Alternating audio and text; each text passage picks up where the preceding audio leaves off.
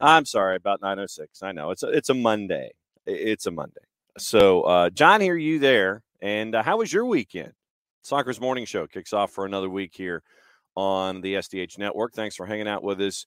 For those of you who are watching on Twitch, for those of you who are watching on the 280 Character app, and for those of you who are watching on our Facebook page, thanks for hanging out with us for another week of soccer down here as we break down everything on the planet.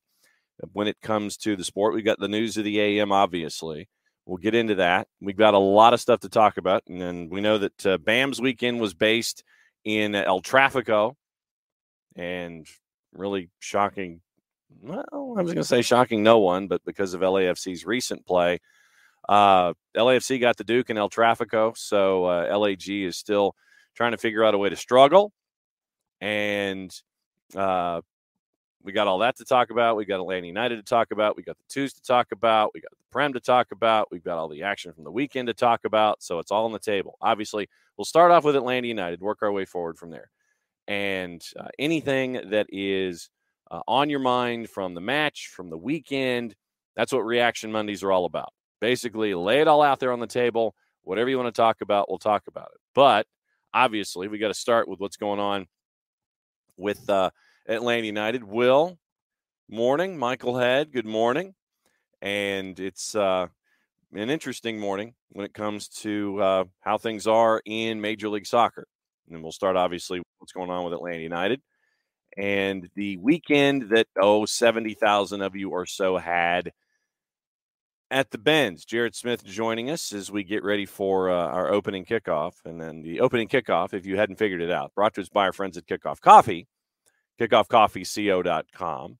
Don't forget to use the QR code there in the middle of the screen. I don't have to block out the other QR code for hour number 2 because there's a 2-shot up. So use that QR code. Don't forget to use the code SoccerDownHere15 to get 15% off your purchases.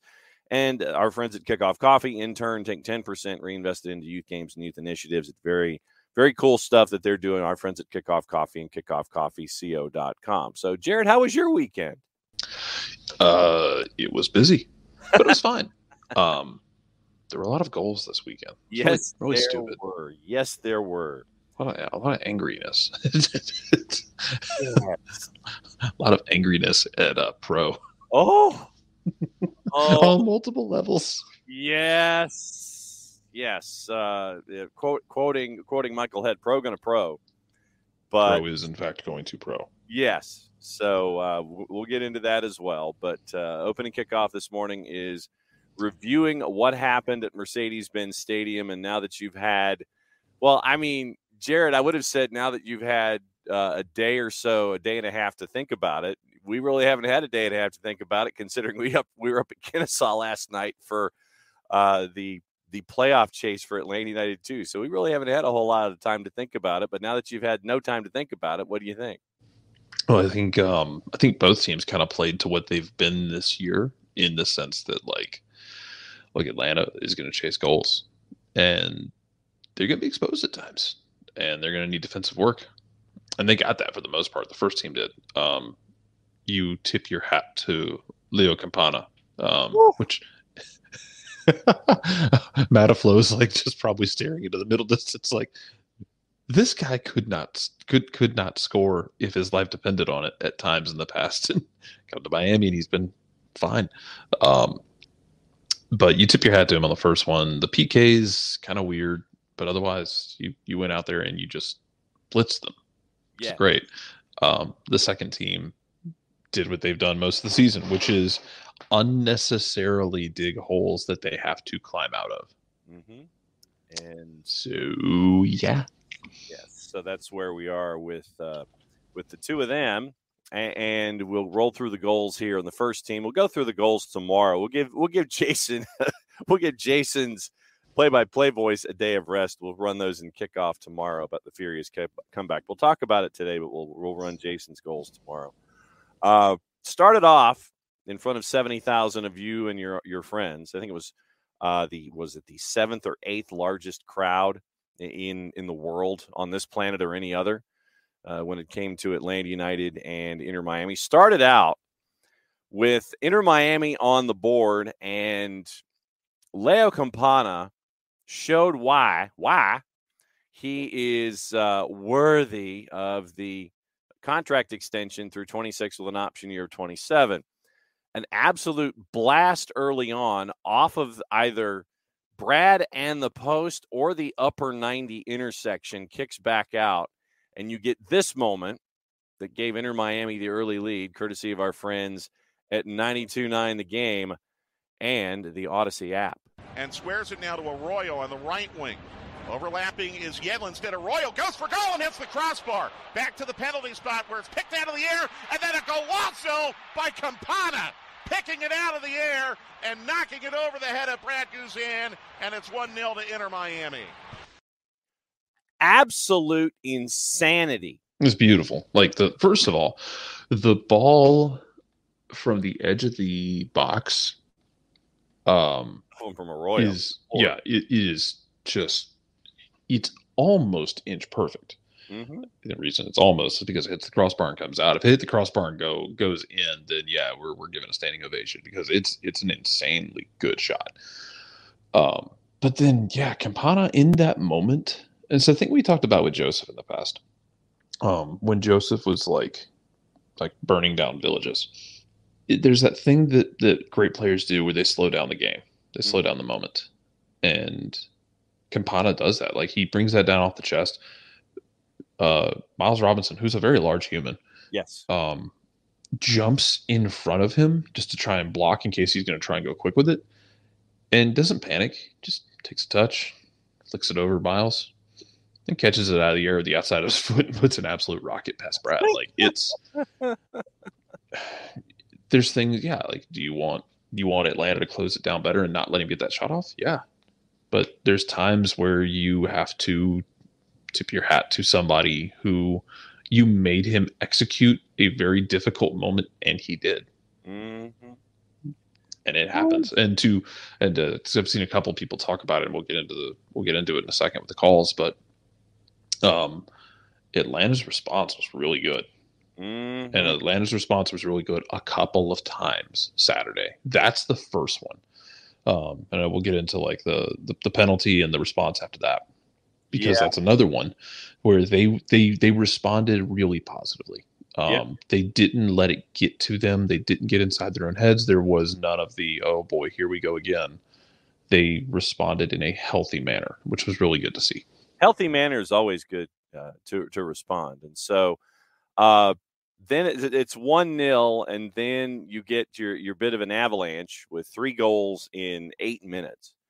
And the first one, I know a lot of folks have sat there and we had the discussion, and you're sitting there and you're thinking, okay, yes, no, maybe. We'll get into yes, no, maybe after this. But this one equalized it at 1. And yes, we can say that because the AR said it so. Therefore, it did, in fact, happen. So, Tristan Muyumba ties it at 1. Once again, courtesy of our friends at 92.9 The Game and the Odyssey app. Stepping over the ball and centering it to Xande Silva, who turns to the top of the arc. Silva playing it over to Mosquera now, right corner of the 18. Ahead to Lennon, right end line. Cross header! Off the post and in! Tristan Muyumba! And Muyumba has equalized for Atlanta United. He did, in fact, equalize for Atlanta United. Go for it. He did. I'm still not convinced that ball actually crossed the line. That's just me. But it's one of those where there's no way to overturn it. Yep. There's nothing there that shows you inconclusively that it did or did not cross the line. Like, it to the point where you're kind of like, it would be very interesting if you put a camera, like a small camera, on the actual post and faced it to the other post. You could have the target goal line technology. Well, goal line tech is very expensive to install. And you're trusting the AR in that moment. The AR, and that was the thing I think what surprised me, was the AR gives it as a goal. He's going to have the best view of anybody. And the fact that he gave it, like, when you give it a goal in that situation, you got to be damn sure that it crossed. And so he was very sure enough that he put his hand up. I did not think it crossed, honestly. I'm not going to look a gift horse in the mouth. No. I just didn't think it crossed. But all of that being said, I mean, you'll take it. It's so well worked. Coming down the left side, working it quickly to the right hand side. Brooks Lennon, who had been, playing more centrally in the buildup, then has that looping run around the back, where it's kind of like an orbit route in football. Yep. Brooks adds another assist to his tally, and he's quietly gonna there's a very real possibility. What's he on 11 now? Sounds about right. We'll check. Yeah, Brooks. Let's see. And stats. I think Brooks is on 11. Oh, he's on 9. I'm very sorry. Okay. He's on 9 right now. He could get to 11 or 12, easily. Mm-hmm. I was thinking he was already on 11 because then I was thinking he might get to 15, but he's going to get double-digit assists almost assuredly, and maybe gets another goal or two. And for a guy who's playing right back and who's had kind of he's had a really good year, but in kind of he's had to do a bunch of different things. Yep. Now he's kind of sitting more centrally in that build-up phase where he comes inside and provides security. He was getting forward more in the first part of the season, and it was Andrew Gutman sitting more, having to do a bunch of different things throughout the season. Nobody mad at potentially. Well, if it ended today, 4 goals and 9 assists from your right back, yeah, you'll take it all day long. Yeah. Sunday, especially if your wingers are going to continue to provide for you. And man, a 90-minute fit Saba just seems like a dangerous animal. But yeah, it's such a good ball from him. And then Muyamba, excuse me. Shande was the next one. I'm getting ahead of myself. Muyamba, kind of just glancing that header to the back post. I mean, literally to the back post. It's a really good finish, and it's a really good response from them because, yeah, I think there's kind of that anxiety of, okay, Messi's not playing. Okay, this is a game we're going to win then. Jordi Alba's not playing. Okay, this is a game we need to win. We need to keep track in the East. 2 of the imports are not going to be here. Mm-hmm. So we need to go win this game. And then you give up a golazo and you're like, oh my God, is it going to be one of those nights? Yeah. And you didn't let it be one of those nights. Yeah. So more power to him. Carry on. No, and I think that we'll go over the Sofa score numbers and all of that also, but you look at who Inter Miami did not have playing. No Jordi Alba, no Lionel Messi. And I know that was the initial narrative coming in. It's like, okay, but me being the black helicopter guy, I was like, until we get to 409, and then of course Mike feeds my black helicopterness by saying that there's a jet in Fort Lauderdale that's got a flight plan for Atlanta. And this was at noon or something. And I'm thinking to myself, yep, that's something where I'm sure that on some level we're all sitting there thinking, Garber got on the phone. If you're not playing, just show up.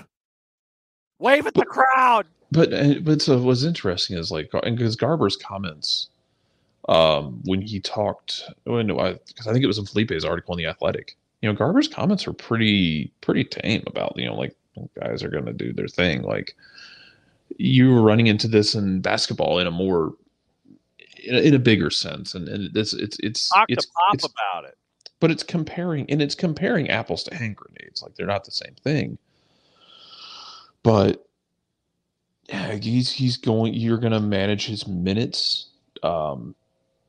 If for no other reason, you have a U.S. Open Cup final. They have a double staring him right in the face, and they have to go deal with. I believe they're hosting that game against Houston, or they play in Hell in a Shell. I think they're hosting it. I don't. Hang on. But either way, Houston's been good this year. Yes, Houston's been much better than I think people expected with Ben Olsen, which is cool. Ben Olsen's one of the guys in U.S. soccer, and by my understanding, he's always been one of the good guys in U.S. soccer. And put in a hell of a shift at DC for years.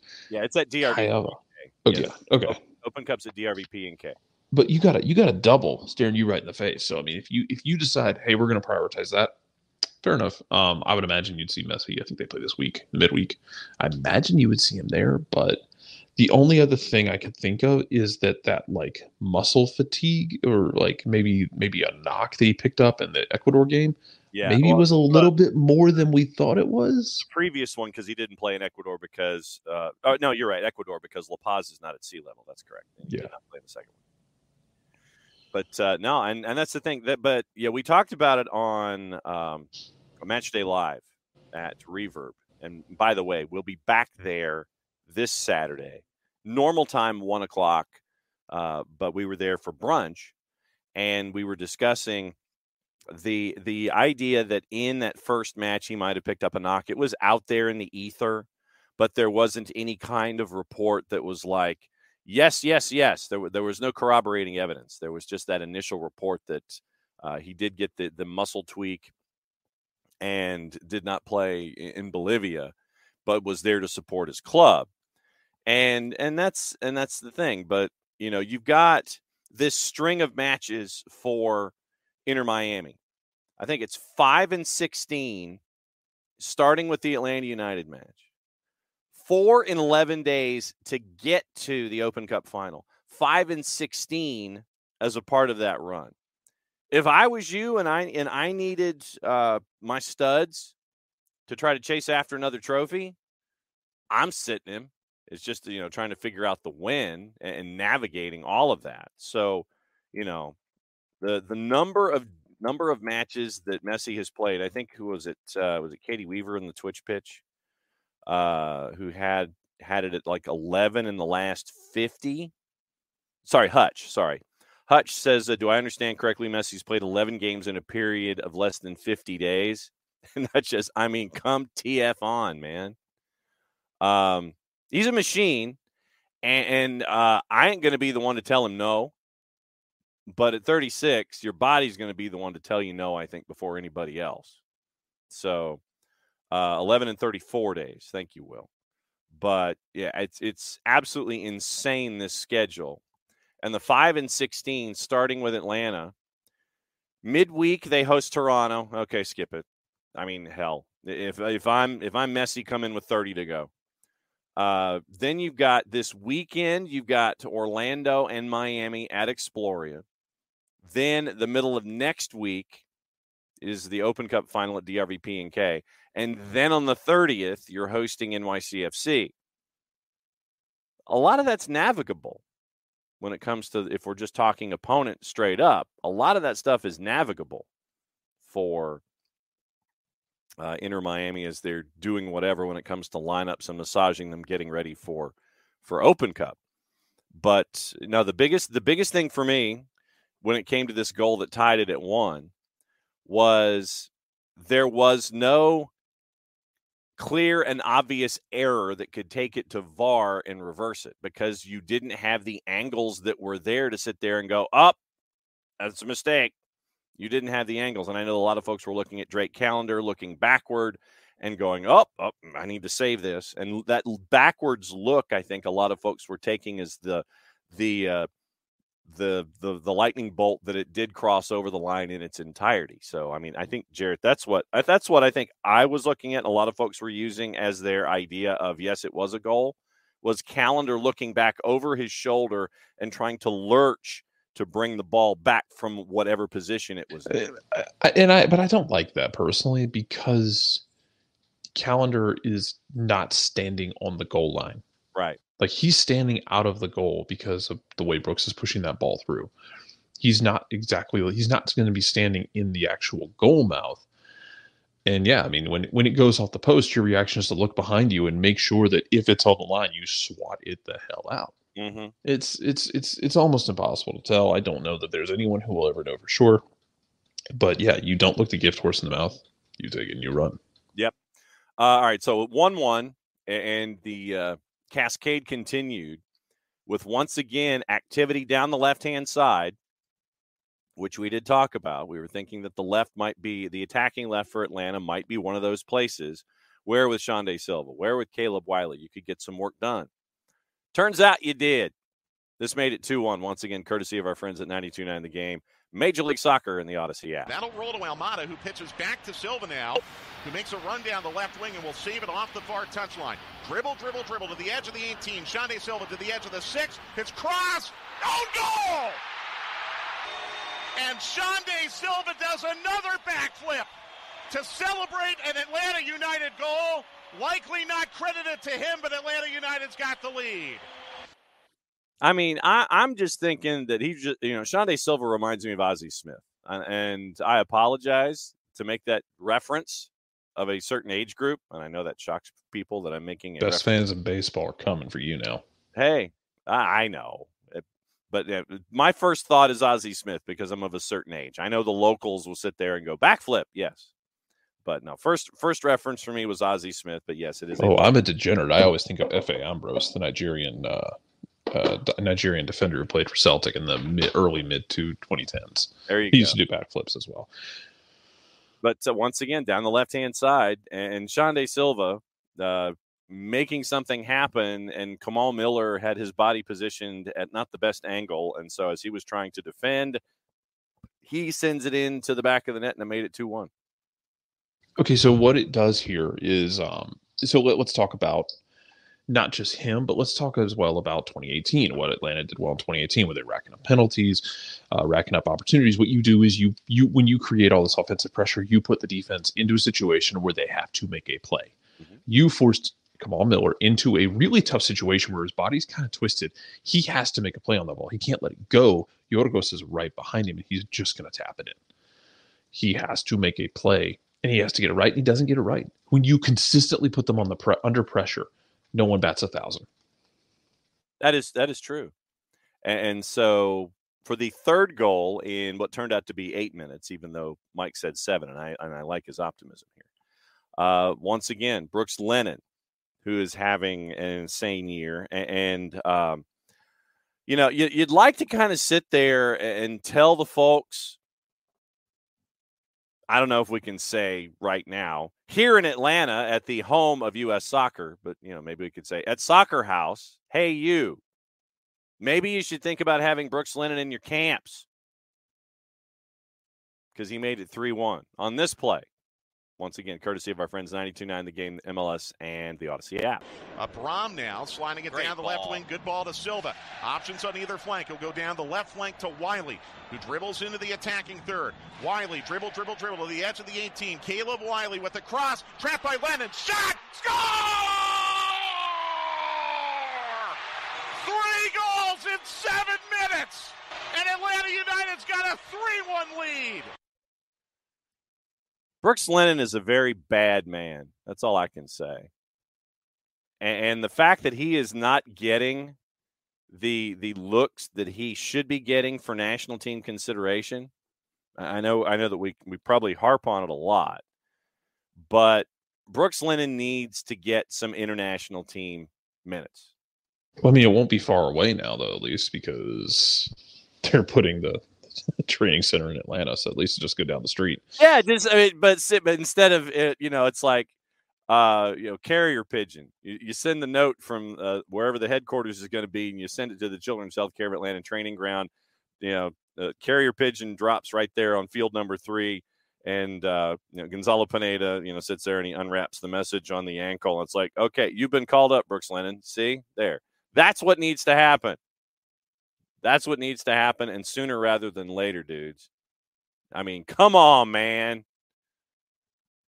3-1 at that point, 3 goals in 8 minutes, and I'm gonna, Jarrett, you and I talk about the 17s a lot, and it's fun to hear the 17s when you guys are absolutely upside down. And now that the press box has open air, Jarrett, you and Nick were there in the end zone looking at your all-22 version of everything. I imagine in that 8-minute run, listening to that building turning itself upside down with an open air press box. It's a different vibe. We experienced the vibe one way, but now with that open air press box, finally, it's a different vibe, and it's stuff that you could feel through the glass initially, but now with open air, it's entirely different vibe, and it's got to be really cool to feel that vibration. It was, and here's the thing about it, man, is part of it is the fact that Atlanta was relentless. Part of it's the fact that the thing I've been yelling about for the last since Leagues Cup, Miami's defense isn't good. Mm-hmm. They've benefited from teams wasting opportunities. They give up chances, and Atlanta took those chances. It wasn't that complicated to me.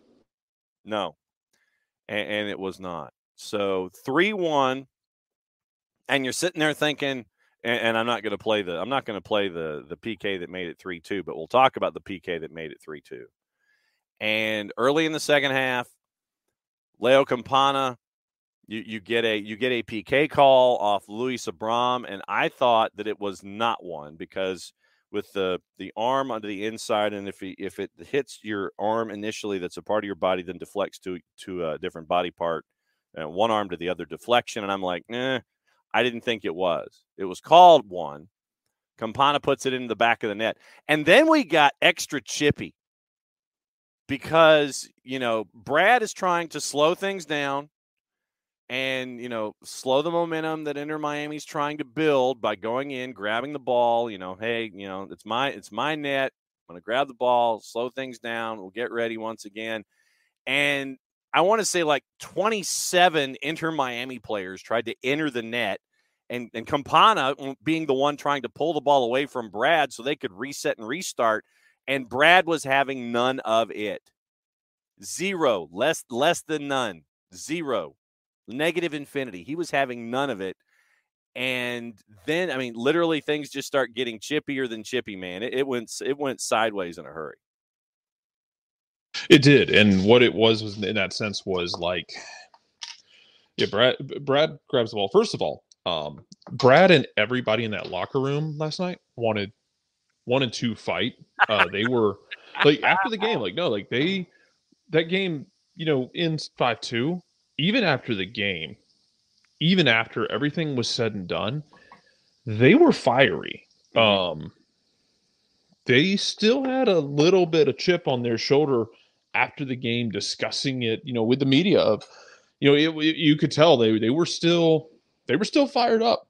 They were still mad, which is funny because the best part there being Caleb Wiley going to square up with Busquets, and then Yorgos Yakimakis making the run from like the midline to just truck somebody, and everybody wanted to fight. And I think once again that speaks to this group that's been assembled here, where Gigi is making a 45-yard sprint to get a part of the action to make sure that no one's going after his guys. And Caleb Wiley, who has been, and this is something that we need to remind folks of here. Caleb Wiley has been chasing after grown men twice his age since his time with Atlanta United too. Because that was what it was like in USL Championship, going up against folks like Cameron Lancaster and all of that. You're chasing after dudes twice your age. Caleb Wiley does not care what your driver's license says. He does not care what your CV says. He'll post up on Sergi Busquets and not think about it twice. And that was what you were getting with this group at 3-2. They were not backing down from anybody. They were not, this was not going to be one of those, oh no, it's Inter Miami. No. That was not going to happen. And it didn't. Yeah, that was the thing, man. It's like, we talked about it last night after the Tuesday game. It's like Caleb's been trying to fight people since he was 16. Yes, he has. None of that's new. As far as the actual PK goes, talking to Jason about it afterward, and listen back to the full-time report. It's the only thing I can think is that, because it goes off of his arm that's tucked into his body, which is fine. That's not a penalty. Right. But then it ricochets off of the outstretched arm. If the officials deemed that outstretched arm was already in a position to make himself bigger, and the ball ricochets off that, and they've already established that arm is there, that's the only thing I can think of. Because otherwise, it kind of feels like, I think if his body had been tight, and then after the shot is taken, it hits off his arm and then his arm outstretches and then it goes off of his arm. Maybe that's ball to hand. But the fact that his arm was already out there is, I guess that's what they were calling it for, which it's a judgment call at that point. You're kind of trying to figure out, is he outstretched? Is he making himself bigger? It ended up not deciding the fate of the universe, so it's fine. But the thing that was impressive to me about, like, in the build up to that, go back and watch like the 3 minutes before that, because we talked about it in the lead up to the game and talked about it with Gonzalo Pineda after the game. Like, if Miami is a team that wants to, like Atlanta, they want to dictate the game with the ball. They want to control the game with the ball. They want to control the pace. They want to control the narrative. They want to control the game with the ball. And frankly, when they're fully healthy, they have to. Like, you can't have Busquets and Messi and Jordi Alba and these guys chasing the game with like 35% possession. It won't work. Now, can they pop you on the counter? Absolutely. Can pop you in transition 100%. But they want to control the game with the ball. Miami did that for like 3 or 4 minutes before that goal. They were trying to build up play. After that, you had that really pretty scoop pass that leads to a half chance. Like, they're capable in that system of creating those moments. And I thought Atlanta did a good job after that penalty and responding, of not letting Miami dictate the game and stepping into lanes and really making it uncomfortable for Miami to try and build up. Yep. And so at 3-1, that's where we were, got to 3-2. And then once again, you just have this thought that they ain't stopping. And Atlanta United did not do that. They did not stop. This turned it into 4-2. And Saba comes in, Saba Lobjanidze. Saba comes in, that's what it says on the back of his jersey. Comes in, instant impact. This made it 4-2. Once again, 92-9 the game, Major League Soccer in the Odyssey app. And threading it into the run of Almada. Calling for it is Saba on the right flank. He goes to Saba. And the right side of the 18. Cross for Yakabakis. Shot! Score! Boom! Yakabakis!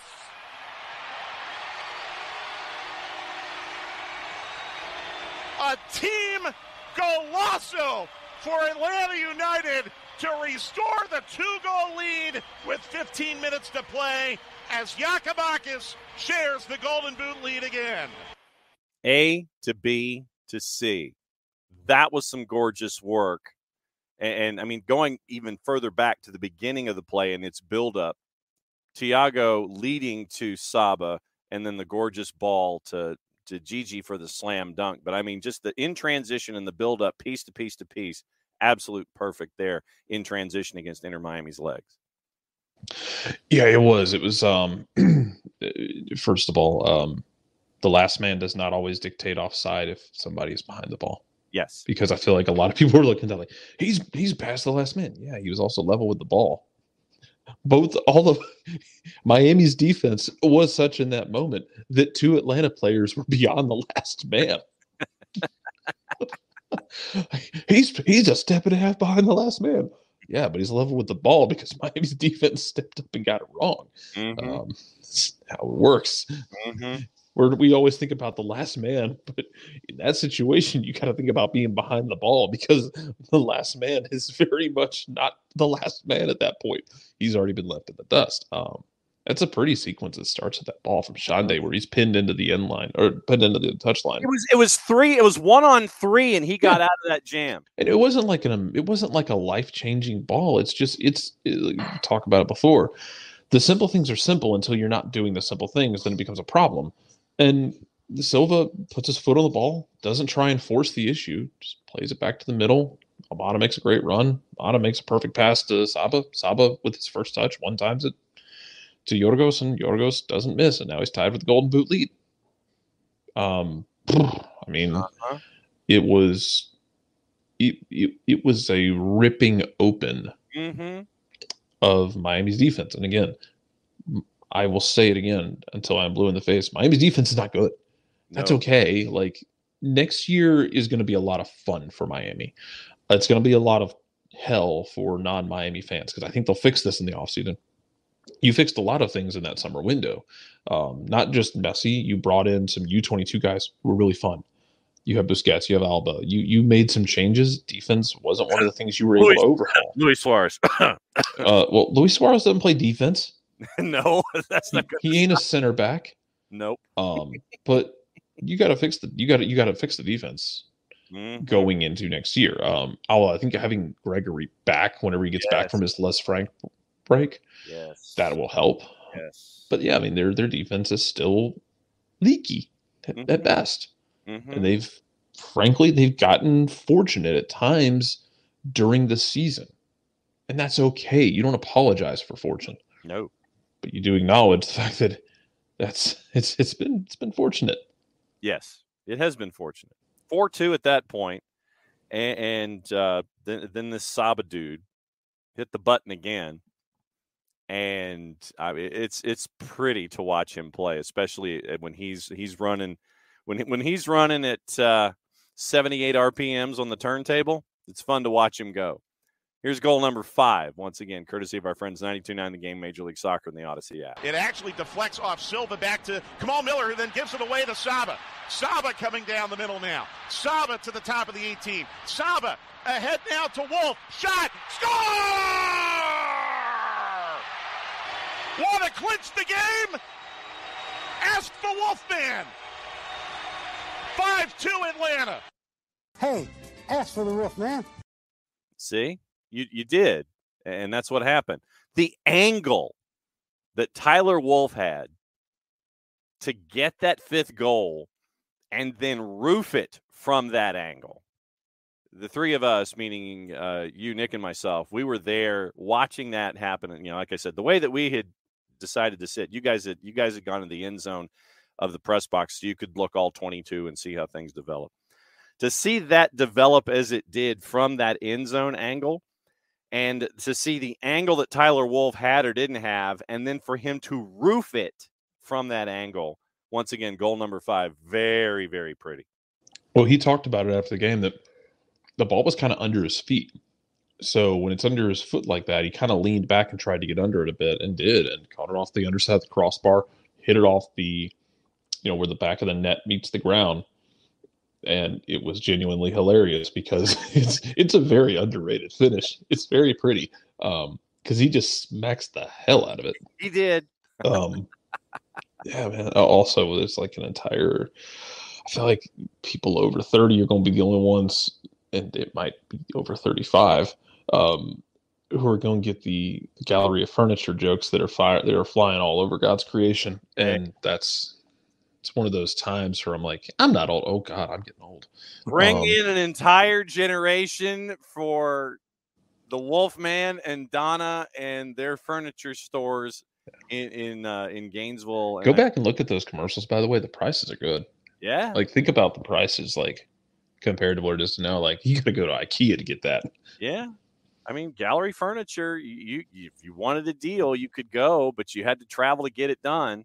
In College Park or Gainesville. Yeah. It wasn't exactly good. I lived on the west side. Are you kidding me? I lived like about 8 or 9 minutes away from Jim R. Miller Park. Yes. It wasn't exactly a walk in the park to get to either one of those places. Not that we were going to get furniture, but oh my God. Yeah, that's like my crippling mortality now of like all these. We could ask Tyler about that. He probably has no idea about the gallery furniture commercials. That's fine. Well, but what you do is you go in with a tablet and you have the commercial queued up. You sit there and it's like, okay, here's where the reference is from. Please, this is a 1980s and 90s Atlanta local reference. You have become part of folklore, sir. Yeah, please go watch these questionably produced commercials. Yeah. And the bloopers, by the way, the bloopers the bloopers are amazing. The bloopers are on YouTube as my favorite ones are like the ones where they had partnered with, and I kid you not, they had partnered with the Atlanta Knights, one of the more recent teams to win a championship in the city of Atlanta. Yes. Atlanta Knights being minor league hockey in the 80s and 90s. International Hockey League, and I'm still trying to get the champagne out of my blue jeans and my shirt from that evening from Gary Ward, the assistant. I had an Atlanta Knights cup as a kid. And I don't know what my mother did with it, and I'm sad. I have some. It was a great logo too. It was like it was a literal like medieval knight on skates. Yeah, it was wonderful. Absolutely, and buried here in the stacks here in the Office HD, I do have the championship lid. It does exist, and it is signed by Stan Drulia and Chris LaPuma. That's your Google reference for the international. Yeah, it's an amazing finish. It's great build-up play. It's Saba just being an absolute pain in the ass because again, Miami just made mistakes in build-up, and Atlanta punished them. It was a tired Kamal Miller pass. It was, and it not just physically but mentally. Like it's one of those you play something like, oh, that's a bad idea, and then Saba's like running at you at full speed, which is pretty fast. Like I don't know, like Saba's much faster, I think, than we gave him credit for. Mm-hmm. And lays that off the tower. Tower puts it away, and everyone goes home happy. Well, everyone who came in with a black and red kit went home happy. Yes. And you responded to everything because you can go back to the non-penalty where Shande Silva's knocked over by Busquets. Yes. And it wasn't given. I'm still not sure how it wasn't given. If you want to have a deeper discussion about that, we can talk about we can talk about how the center ref should not be doing any more games for Atlanta Miami because this is the second year in a row that he has denied a stonewall penalty against Atlanta. Jair Marufo is 2 for 2. Yeah, Jair Marufo last year was the official in the game where Brooks Lennon in a 2-1 game with Atlanta trailing 2-1 at the end of the game denied Atlanta a blatant penalty that raised my ire, not just for that, but because when the mothership did their instant replay segment, they said Brooks Lennon is known for diving, and said, well, he's looking for it, so you can't give it to him even though he gets tackled because he's looking for it, which was one of the most asinine explanations I think I've ever heard. Yeah. And then Greg Barkley comes out next Saturday with the video going over everything, and then Pro has to basically issue an apology of, oh no, it's absolutely a penalty, and he got it wrong. VAR told him he got it wrong, and he still got it wrong after that. So we need to. Jair Marufo needs to not do Atlanta Miami games for a bit. Let him do other games because this is 2 games in a row where he has absolutely spit the bit on pretty blatant penalties. Yeah. Looking at the numbers in a game that was as chaotic as this, do not be surprised by the numbers, courtesy of our friends at SofaScore. Miles had a 6.8. Luis Abram had a yellow. He had a low 6. Caleb Wiley had a 7.2. Mateus Osechu had a 7.3 on the day, 74 touches, 52 of 61 passing at 85%, 1 key pass, 3 of 4 on long balls, had 2 for 2 on dribbles, 8 of 10 successful duels, foul, had 2 interceptions, 5 tackles on the day, 2 dribbles passed, 5 tackles, 2 picks, 8 of 10 on duels, and on his duels, and 52 of 61 passing. So Mateus Osechu had yet another big day. Brooks Lennon, 8.7, courtesy of SofaScore. And he had 4 clearances, a block, a pick, a tackle, 4 of 5 on his ground duels, only 1 in the air, so 5 of 6 on the day. Fouled once, 89% possession, or 89% passing, 39 of 44. 4 key passes, 4 of 6 on long balls for Brooks Lennon. Created 1 big chance, 1 shot on target, 2 for 2 on his dribbles as well. And the downside now to SofaScore is that they just kind of clog your screen and they don't let you toggle back and forth anymore. So you have to kind of reset everything. Tristan Muyumba had a 7. Mosqueda had a 6.8. Tiago had a 6.9. Shande Silva a 6.7. But once again, these numbers are lower than what we normally get because of the goals that were allowed. Gigi had a 7.3 on the day. Saba had an 8. Tyler Wolf a 7-2 with a goal. I feel like the Russian judge came out from SofaScore for this. Miguel Berry a 6.6 and Jay Fortune had a 6.7. Stats on the day in this one. XG, if you believe in these kinds of things, 1.72 to 1.6. Possession actually was in favor of Messiless and Friends at 51%. 16 total shots to 10, 6 on target for Atlanta United. Corners 3 apiece. 9 fouls called on each side, 2 yellows on each side. Big chances 3-2 for Atlanta United. 3 counterattacks for Atlanta United, none for Inter Miami. 2 shots on those counterattacks. 1 counterattack goal. 8-7 shots inside the box. 8-3 outside the 18. 2 saves for Callender. 1 save for Brad Gazan. Passing at 86% accuracy. Long balls 32 on the day compared to 24 for Miami. Dribbles 13, a 65% success rate compared to 54. Duels won on the day was about 60% to 40%, 52 out of 91. Atlanta won 6 out of 7 duels in the air. 24 tackles for Atlanta United on the day. Interceptions 8-5 to Inter Miami. 20 clearances to 13 for Atlanta United in that win. 5-2 your final. And after that particular win, the way things are, and we've talked about how stupid the Eastern Conference is, it continues to be stupid. Atlanta United now is a win out of third, 45 points, 5 points between themselves and Nashville. Atlanta's in the 6. Cincinnati, they're at 58 points. Orlando's at 50. New England's at 48. New England. You want to talk about New England and Colorado? Eesh. On multiple fronts. Philadelphia's at 47 points. They have played one less match. Columbus is at 45 points. They have one more win than Atlanta United. Nashville's at 40. Then the fun begins. Montreal 36 points. DC 35. Chicago 33. Charlotte 32. NYCFC at 31. And Red Bulls at 30. And Inter Miami's at 27 matches, 28 points. So 2 matches in hand on DC, 7 points to make up to get into the 9 spot. But once again, they're in that stretch of games as they're looking toward another title. But yeah, the East continues to be stupid. Atlanta is a win and a couple of results out of third place in the Eastern Conference. If Atlanta was in the West, they would be in second place ahead of LAFC. So there you go. That's your rundown. Jarrett, I know you got like 5 minutes to go. So what else do you want to talk about before we throw it into what everybody else is thinking about Atlanta United and the win over Inter Miami?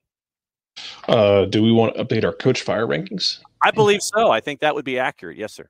It's always a bittersweet pill to to go over, but well, I mean, look at the standings right now. That Portland is creeping into the playoffs after firing and I didn't love the idea of it because I didn't think they would be able to because I thought the rest of the West would take care of their business. The rest of the West is not taking care of their business. Minnesota didn't make it across the river.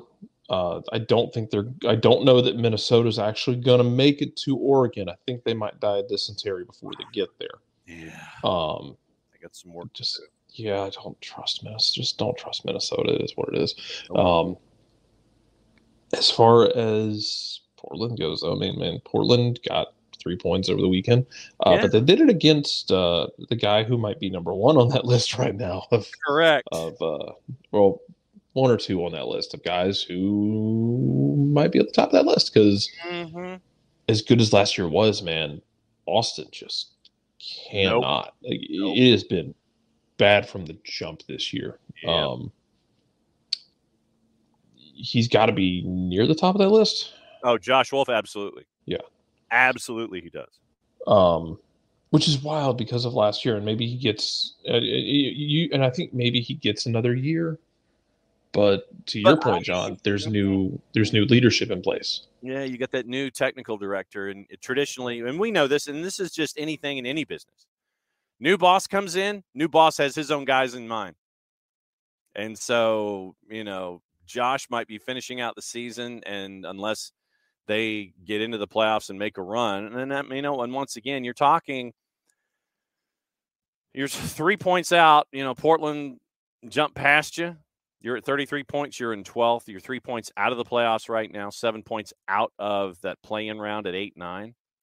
And LAG is behind you at 30 points, and there's somebody there that might be in a career dissipation window with Greg Vanney. Vanney's at 30 points, and Austin's at 33. So 2 guys right there in the Western Conference that you're kind of sitting there going, I don't know. Then you look at Cushing and Latanzio, Charlotte and NYC, and you're like, okay. So, but looking at, yes, Bam says, oh, Vanney's doing a great job. Vanney's doing a great job. Of course, Bam would say Vanney's doing a great job. But that's 4 guys right there in LAG, Austin, NYC, and Charlotte that you're kind of looking at and you're going, probably, maybe, yeah. I'm thinking those 4. But losing to Zombie Timbers did not help Josh Wolf on the weekend at all. The one game on Sunday night, you were the vote. Yeah, it was bad. It's you can't have that. Someone else mentioned it. We'll hit that before I leave. Is Columbus Orlando was nuts. Orlando is a problem. This version. Please address this accordingly. Also, the funniest thing would be if Orlando doesn't renew Oscar Pareja because his contract is up at the end of the season. The funniest thing would be Orlando not renewing him, because I think it was Doyle's article this week was just a reminder his contract is up. And some of us remember what Orlando was like before he got there, when it was an unmitigated disaster constantly, with like the occasional wave of good moments. Remember, they didn't make the playoffs as a franchise until he got there. Yeah. And he's doing damn good work again. Oscar's good at what he does, man. That game was a joy, and Orlando might be at the top of your list of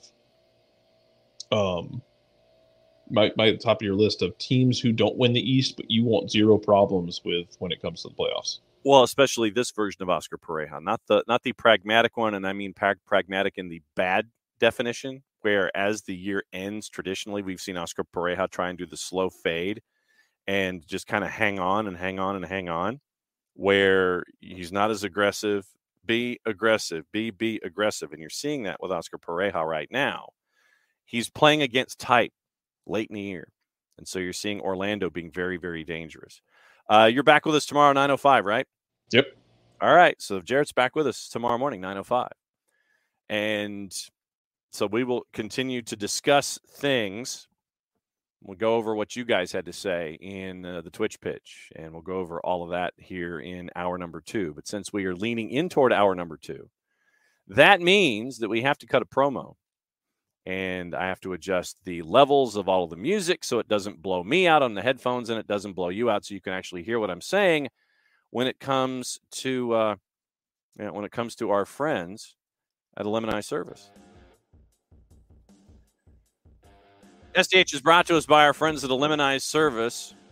Road-free, clean, fresh air. One place you need to go. It's a Lemon Service. QR code over my left shoulder for those of you watching on Twitch, on Facebook, and on the 280-character app.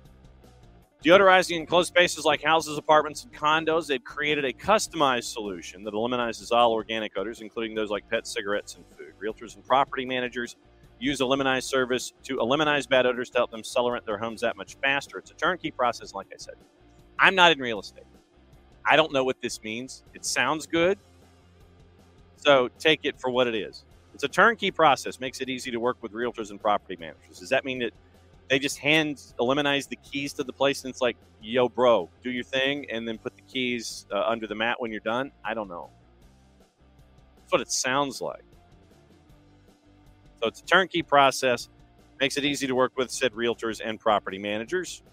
Kind of the environment. This I know about.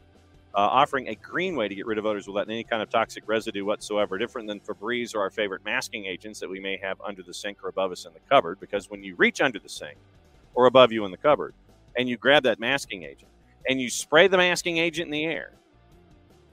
There's a reason they call it a masking agent, because you're just masking the odors. You're not attacking the problems like our friends at Eliminize Service do with their proven scientific formula. Pricing one of two ways.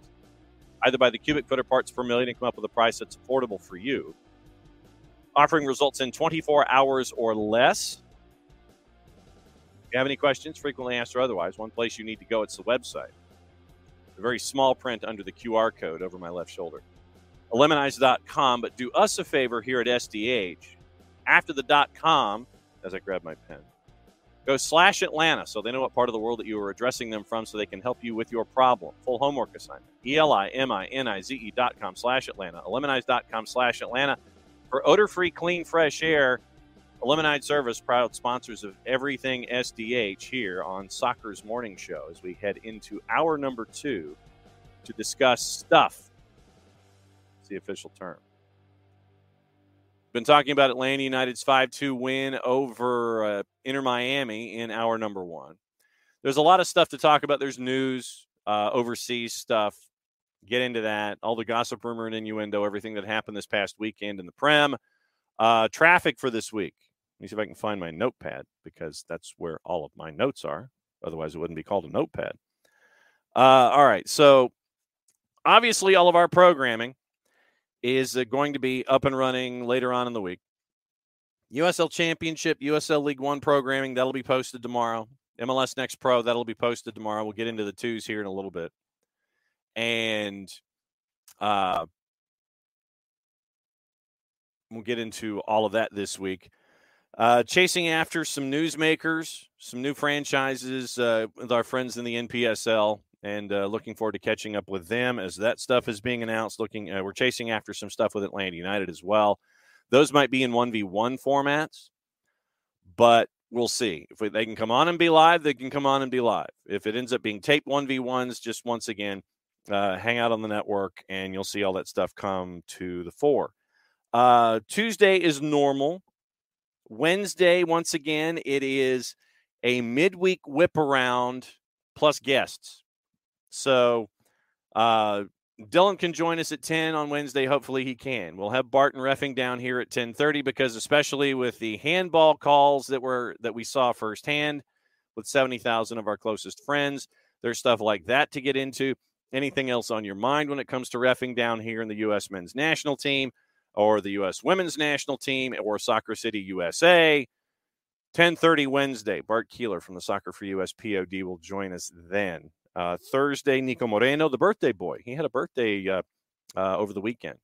So Nico will celebrate his birthday with him at 10:30 on Thursday morning. Prem and Proper will be out on Thursday/Friday as well.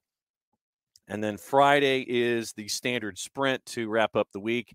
It is 9 o'clock, and then we have our friends from Beyond Goals Mentoring at 9:30. 10 o'clock, it is the weekend whip around, patent pending trademark coming sooner, hopefully rather than later, as Montreal will come to town. Thursday will be a review of what happened with Atlanta and DC in DC. So remember, three matches in a week. Inter Miami, at DC, playing Montreal. So keep an eye on the lineups and figure out minutes and things like that as to how it's going to look, because it's going to be a wild stretch here. Beating Inter Miami in front of 70,000, traveling to DC where you might have 7, and then coming back to Montreal where you're going to have Lower Bowl and Reverb. The Match Day Live from Reverb will be at 1 o'clock on Saturday afternoon as we get ready for the 7:39. The 9 minutes after they come on the air kick from our friends from Apple TV. And that will be Atlanta and Montreal. And then on Sunday, it is the season finale for the twos. It is match day, simultaneous kickoffs at 2 o'clock and 5 o'clock in MLS Next Pro. Eastern Conference matches all kick off at 2 o'clock. Western Conference matches all kick off at 5. Atlanta United 2 having to play now the role of spoiler after not getting a result in 90 minutes yesterday up at the Fraction. And it was a crazy match. Like I said, we'll go over it more in detail. We'll give you the goals, and we'll do that as kickoff tomorrow with the twos. But Inter Miami CF2 came to town last night. Lawson Sunderland had a brace. It was 1-0 after the first 3 minutes. Then it was 2-0. Then it was 2-1. Then it was 3-1 at the break. Atlanta United 2 scores 2 goals, one from Nicholas Firmino and one from Kofi Tumasi to tie it at 3 with 10 minutes to go. Then they were chasing the match and trying to get the win because they needed 3 points to keep pace with everyone above them in the playoff picture. They don't get the win in regulation. They do get the added point in one of the weirdest rules that's out there. And especially this late in the year, when you have a match that is, and we saw in Abby, it was good to see you from the S Suite last night. I'm glad that everybody that showed up at the Fraction for the last home match of the year. But Atlanta United 2 and Inter Miami CF 2, they're tied after 90 minutes. So you immediately go to PKs. So you have all of the emotion of Atlanta United 2 chasing after a game-winning goal for the final 10-plus minutes, 3 minutes added. You got me. Even when there were none added in the first half, you got me. So chasing after it for 12 or 13 minutes, trying to get that game-winning goal to win in regulation. They don't get it. And so that means you're not going to the postseason, and you still have to go through the machinations of PKs after exhausting yourself. And Atlanta United won in PKs 5-3, so they got the extra point. They're now at 35 points. They'll go to Columbus on match day last. We'll have that for you here on the network. Pre-game show starting at 1:45. Kickoff from historic Crew Stadium a little after 2 o'clock, where we get to see our friends Coleman Gannon and Marco Micheletto. And Atlanta United 2 gets to be a spoiler. In MLS Next Pro right now, Crown Legacy's number 1 in the East. They've locked that in. Revs 2 are number 2 in the East. Their season's done. They've locked it in. The 3-4 right now with Crew and Red Bulls 2. They're both at 51 points. And so you've got tiebreakers to look at, but right now Atlanta United 2 playing Columbus in Columbus could be a spoiler in determining who's the 3 and who's the 4 in the Eastern Conference. So we'll catch up with Steve Cook in the pregame show and the coaching staff, and we'll have all of that for you. 1:45 Sunday afternoon here on the network on the SDH app and soccerdownhere.net. Last game of the season for the Twos. And they'll be obvious, and they will have some postseason activities. They'll continue to practice, especially with first team minutes and things like that, and schedule compression and availabilities and things like that. But no, fantastic effort once again by the Twos to come back into a match. Didn't get the result in full time, and so they've been eliminated from any kind of postseason consideration in the Eastern Conference in MLS Next Pro. But no, it's been fun to do those matches this season on the SDH network. So that's your traffic for the week, and we'll keep you posted on any other stuff. All right, so what have you guys been talking about in the Twitch pitch? Time to catch up with all that stuff in getting everybody prepped for what's going on. Michael Head out of the blocks. Critic of Carlos in the front office. Give him all the kudos on the 3 signings. Awesome job. Will, I have not seen the 6-minute bid on Messi's Pizza. As much as I enjoy the idea of the Golazo Network, I have to go searching for it. It's like, get into Paramount Plus and go to Golazo Network. I have not seen the 6-minute, and I'm fairly certain that they will have posted it to social media. Might watch it when the show is done. Will, Braves tanking against the Marlins to make the Phillies play them is infinitely funny. Michael Valverde, bummed the GOAT set out, but not sure it would have mattered with how Atlanta United played in the 17 showed out. Michael Head, lives givens, death taxes, and pro gonna pro. Exactly. Ricky Will said they sacrificed so United and the Falcons could win. Good, Will, that Younghoe Koo is your kicker. I started my fantasy season with both Aaron Rodgers and Cooper Kupp on the IR. How do you think my season's gone so far? And there's a weird bylaw. Thank you, Alex. There is a weird bylaw in my league, in my fantasy league, where you can get an additional win or an additional loss. We're in a 12-team league.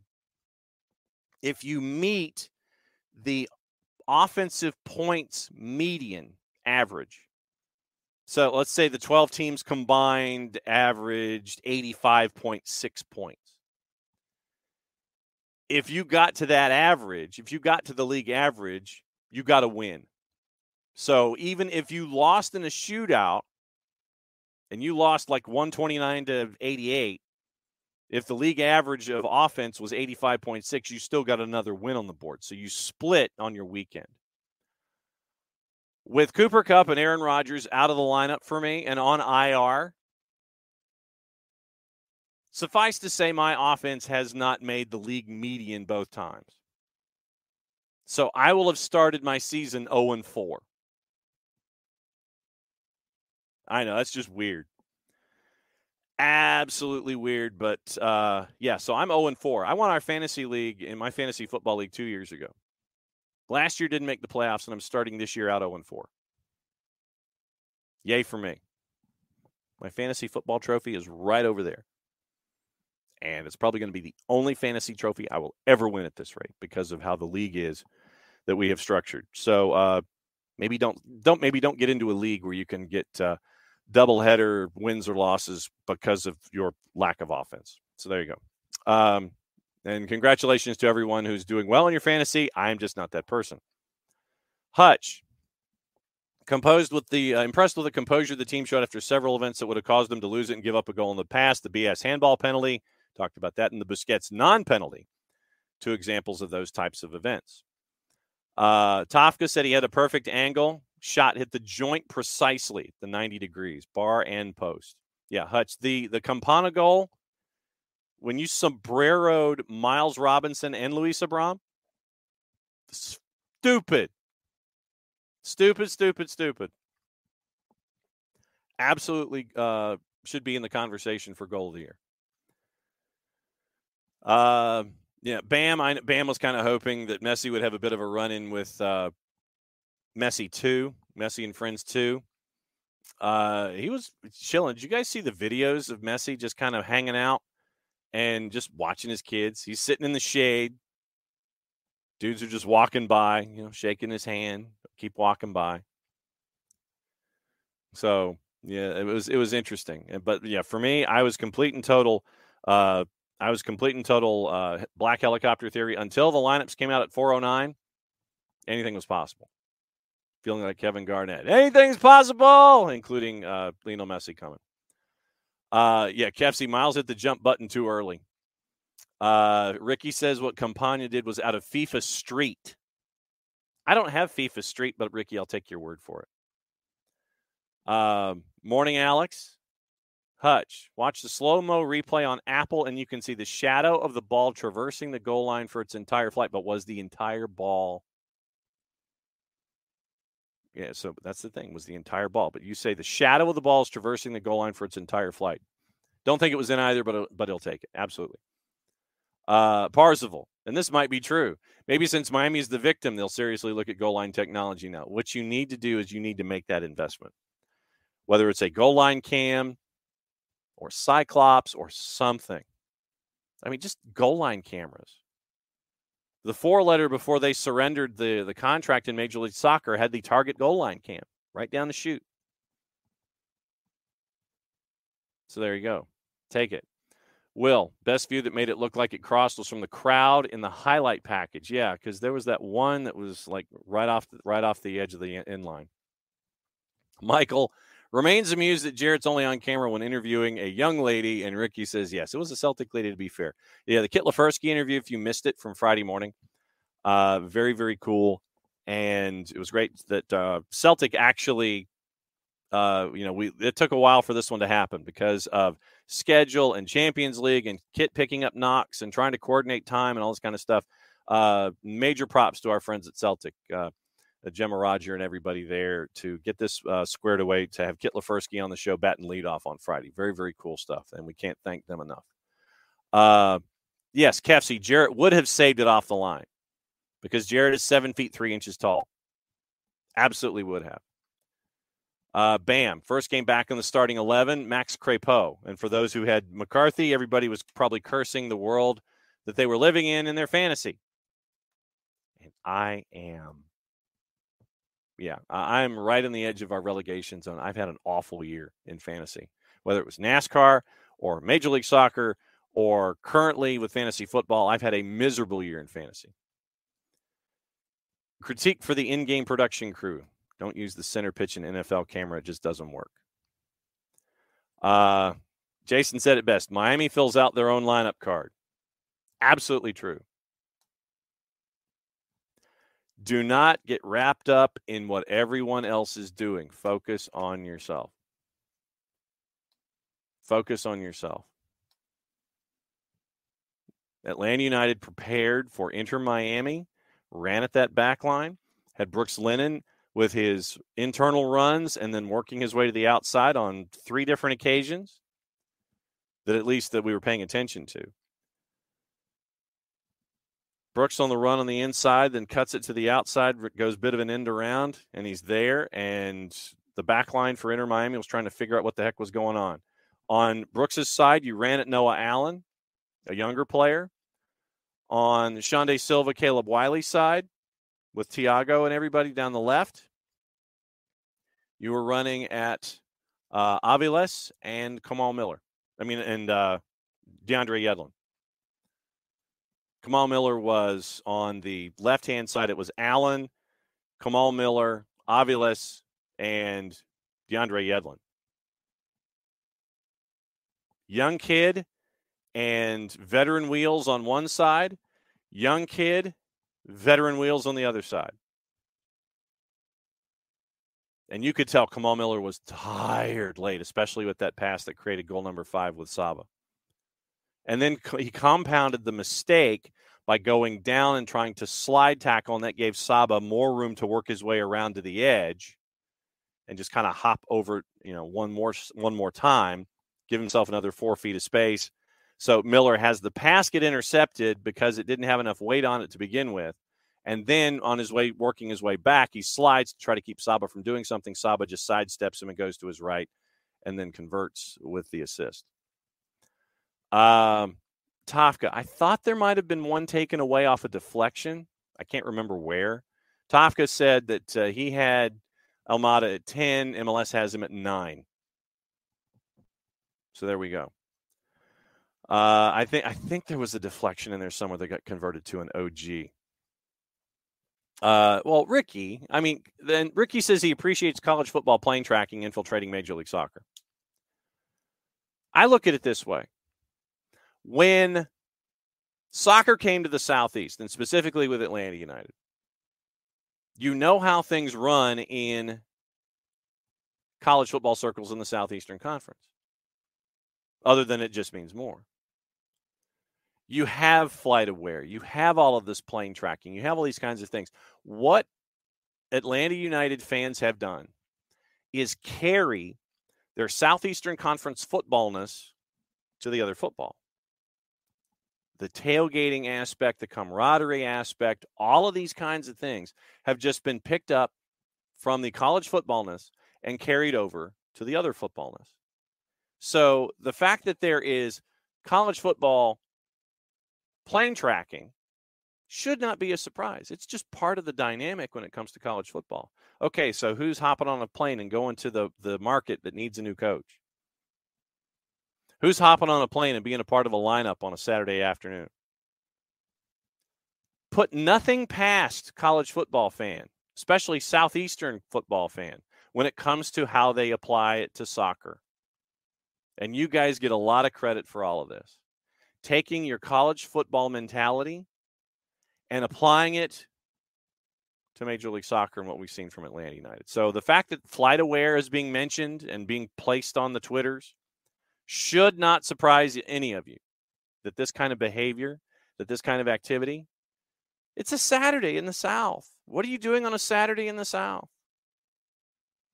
If you're not watching your team,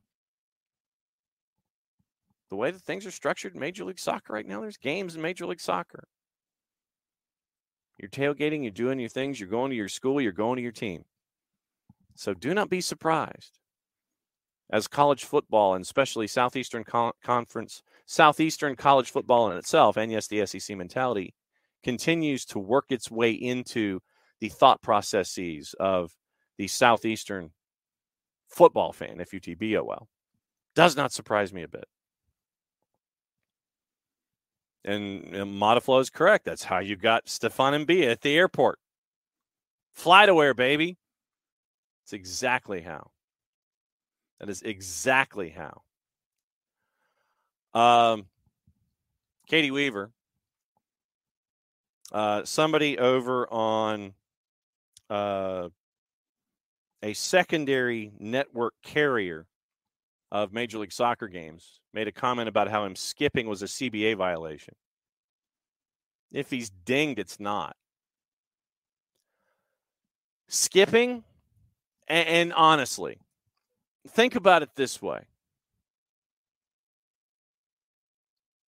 If you are the commissioner of Major League Soccer and you are there at the behest of the owners of Major League Soccer, are you going to sit there and go, bruh, you're not injured, you got to go? No, you're not going to do that. And if it's fatigue, it's fatigue. I mean, what did we say, 11 matches in 34 days? And you got 5 and 16 coming up, going into the weekend, 4 and 11 to start things off, including an Open Cup final. I don't blame you a damn bit. I don't blame you a damn bit for cooling off. If you want to chase after another trophy, you're going to need to have Jordi Alba at 100%. You're going to need Sergi Busquets at 100%. You're going to need Lionel Messi at 100%. And if the guy takes a day off to go watch his kids, or if he has a muscle tweak that's picked up on international duty, he's resting a muscle tweak. That's all you got to tell the league. Hey, did you see that report in that first international match? That's what we're going on. We're having our physios keep an eye on him so things don't get out of control. Do you want to be the one to sit there and mandate that you're that he's not injured? How do you know he's not injured? We did this with the San Antonio Spurs. That's why I mentioned it with Jarrett. Rest for Duncan and Tony Parker and Manu Ginobili. You're managing workload. It's an 82-game schedule plus playoffs. If you're Popovich, you do the same thing. Tata's doing the same thing. We've seen it in the NBA before. Yes, and Motoflow is calling Moises Caicedo man of the match for the muscle tweak for Lionel Messi. Motoflow is quite happy with the efforts of Moises Caicedo. Will says that Ache being in the Open Cup final will be fun. Yeah, I mean, Open Cup is in 9 days. Michael said, didn't Tata say after the match you're pretty much prioritizing Open Cup over the playoffs? 9 days from now, you're chasing after a second trophy in a year. Everybody's got to be healthy for that. You're that close to winning a title. It's a home match for you. You want to stack your artificial stands. You want to win a second title? I'd focus on that. And then you got 5 matches to go in the season for Major League Soccer after the fact. And if there's a shot, there's a shot. But I would once again reassess where you are at that point. Because once again, here it is. The Atlanta game, midweek you're hosting Toronto. And we talked about that one. Then you've got Orlando. Then you've got Ache visiting in the Open Cup final on the 27th. And on the 30th, you've got Miami and NYC. NYC is going to DRVP and K. Here's your October. The 4 matches left after NYC in October. Going to Chicago, Soldier Field. And the Soldier Field, I think, has sold like 400,000 tickets to this game. Then you're back home to take on FC Cincinnati. Then you've got the home and home with Charlotte to finish your season within a 3-day period. You start things off at DRVP and K on the 18th. It's your makeup game because of the run for a title in Leagues Cup. And then decision day at B of A against Charlotte. Yeah, 5 matches in 16 days. One of them's a title. Focus on the title.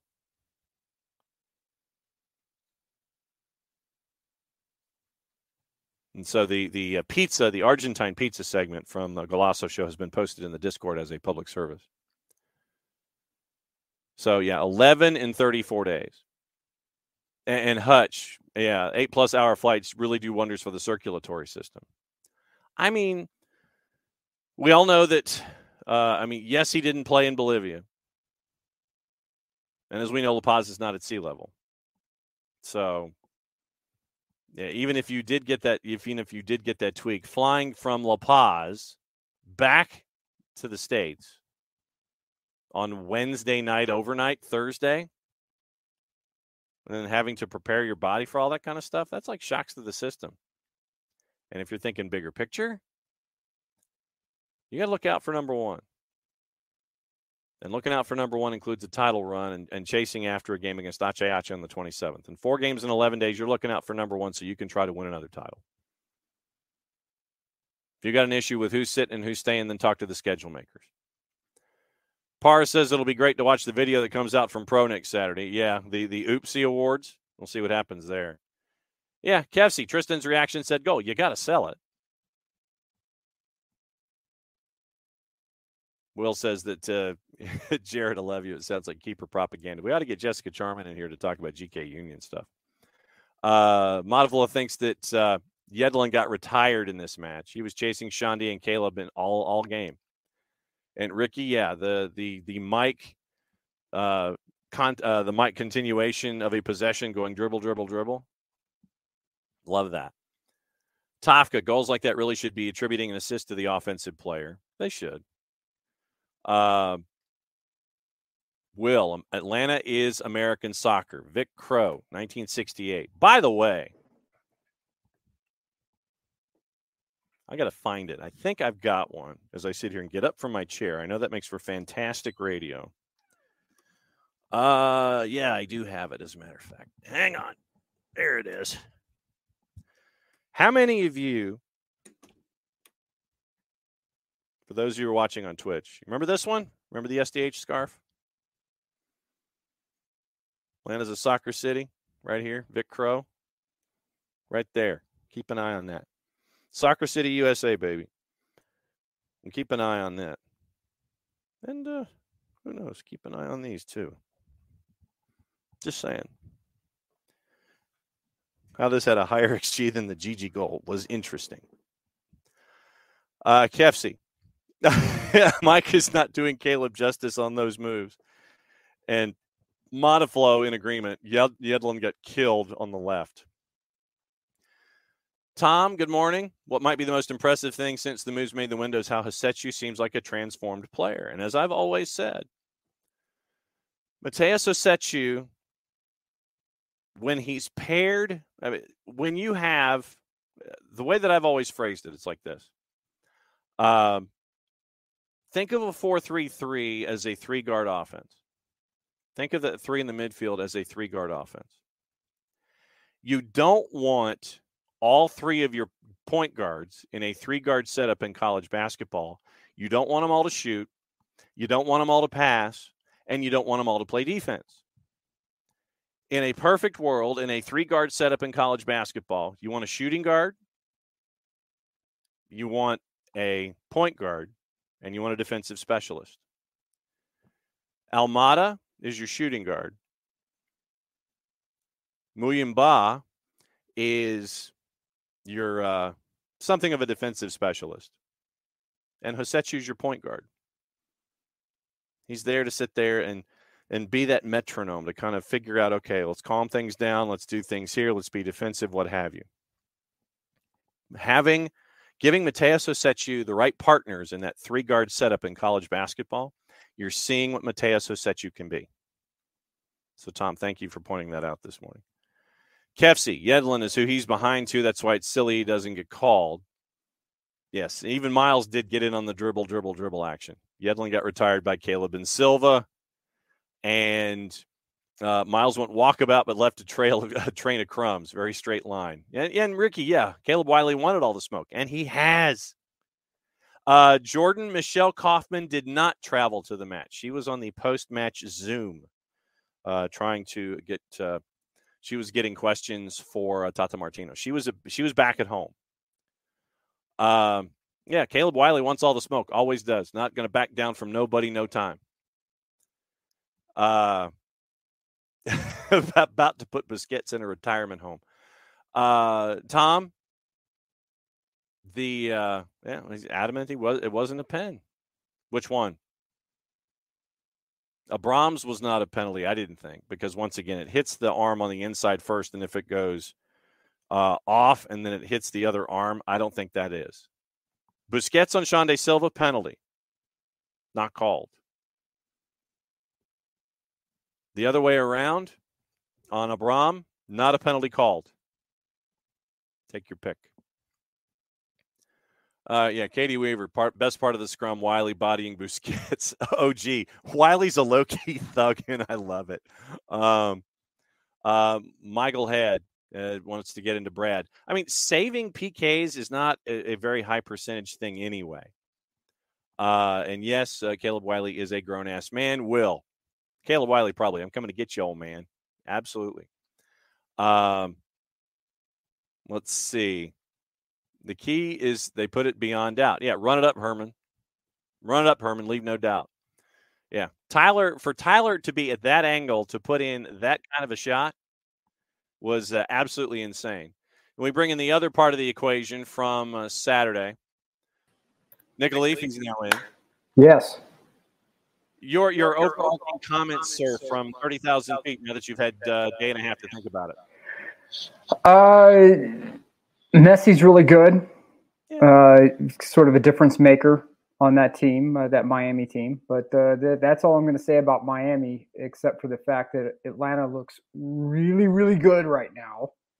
Mm-hmm. Consistency is the key, right? So it's one thing to look good in this game. You got to look good in coming up this week as well. So, but the signings, I mean that Saba, even though he came on in a super sub role, I wouldn't look too deeply into that. I think that's more just squad rotation. Yeah. Especially these guys from Europe, they're not really getting a break per se. They're going right out of the kitchen and into the fire, right? So, but I think that all the check boxes were there. Xande Silva looks like a star in the making. Saba, obviously has the pace, the control to do just about anything he wants to do. The interplay and the orchestration of Almada within this lineup it's next level.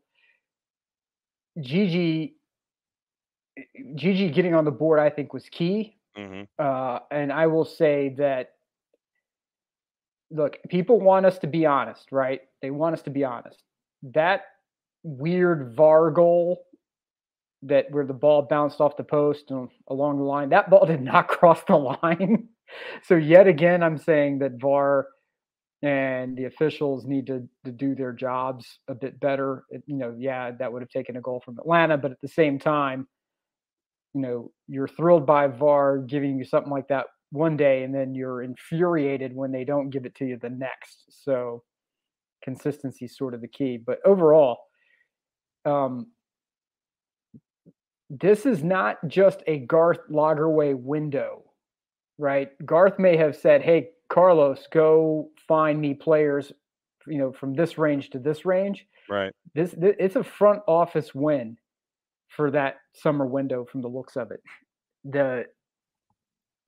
It is, to me, more about how you are able to find players who fit the roles that are needed on this team. It's a very different team than that 4-0 drubbing that down in Fort Lauderdale. Right. But I don't know. I think it looks like it's a really, really good squad that can, to me, they're the only team, even without Messi on the field, it still looked like a team that could go gun to gun with Inter Miami. And they're probably one of the few teams that look like they've been able to do that so far. The question then becomes, and this comes from Parzival, since Garth's a summer window guy, what sort of signings do we make this winter if the cap expands? The cap will expand, Parzival, because right now they're looking at the 2027 number, and this is why I know this. The 2027 cap number of, I think, $7.5 million is being accelerated to the next window. So basically, they're like, oops, we've undersold ourselves. So they're sliding the 2027 cap number to next season. So it will expand to like $7.5 million. I have always maintained that you need to take the shackles off of that cap. It needs to be something akin to what we see in the National Hockey League, where you've got a floor and a ceiling, but make it a serious number, not $7.5 million. And if teams want to invest the way they want to invest, let them invest in that way. Don't make it, NIL deals and, wink, wink, nudge, nudge. He's a TAM. Go ahead and do it. Teams are going to build the way they want to build. Philly's going to build their way. Dallas is going to build their way. You're going to have these teams with the academies. They're going to want to build with their academies. That's not going to change, nor should it let them change. If a team like Atlanta wants to spend $11 billion, let them. Jorge _Moss and David Beckham are spending $11 billion. Let them.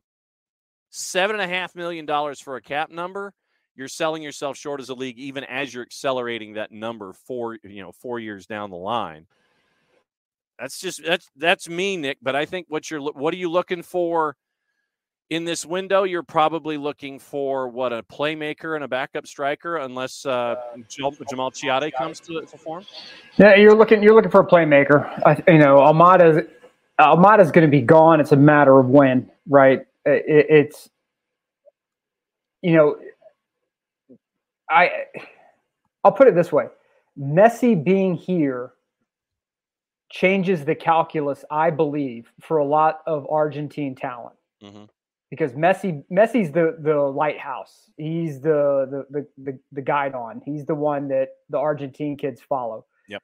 So, you may not necessarily be in quite the race to get overseas if Messi is here and performing at a high level. And he is, right?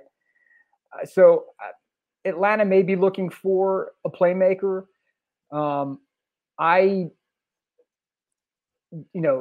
want to identify, did I say buy? No, I want to identify a backup striker. Mm-hmm. Somebody with pace. Miguel Barry, God bless him. He does what he does. But the pace is not there for what this team wants to do. It reminds me a lot of Kenwin Jones in 2017. Right. The work ethic was there. Like when he was on the field, he ran, but he was not built for what the team was trying to do in 2017. Right. And I think that's Miguel Barry today. You could certainly do worse, I think, but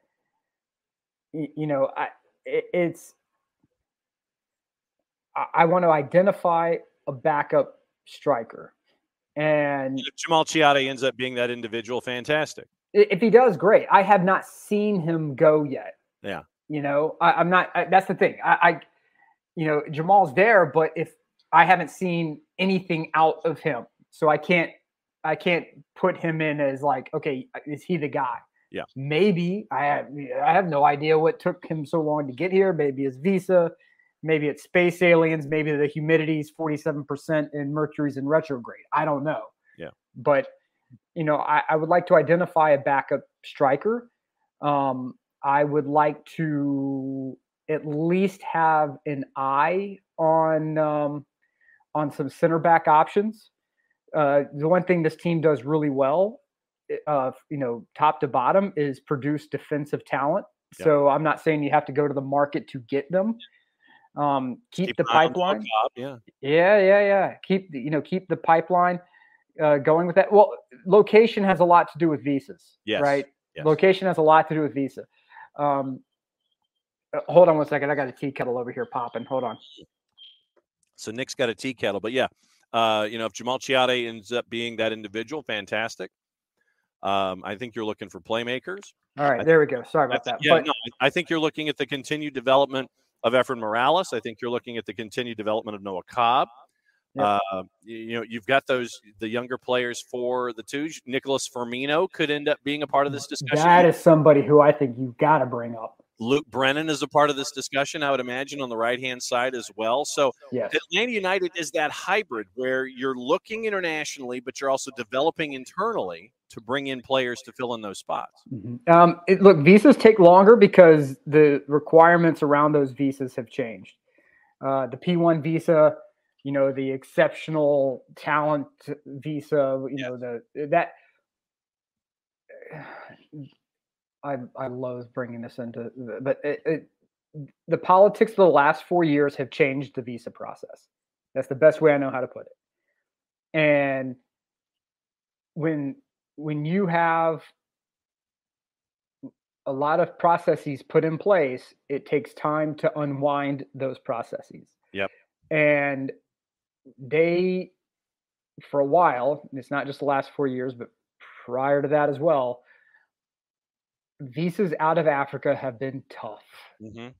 So I think, that may be a part of it. I don't know, but it's one of those things. But I would say in this window, what I want more than anything is a legitimate floor. I am tired of the Rapids of this league. I'm tired of Philly. I'm tired of, and look, Dallas can say, yeah, we built to the academy and that's our way. Awesome.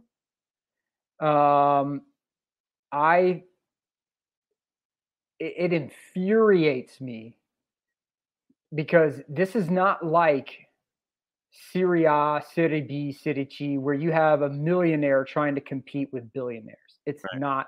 That's not the case. By and large, you have billionaires all over the board.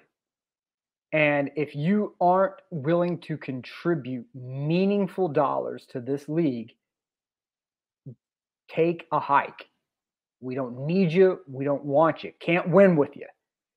This league is, as an entity, is competing for eyeballs across the board. Now, you went and you got a coup whenever you got Messi, Busquets, and Jordi Alba to sign with Miami.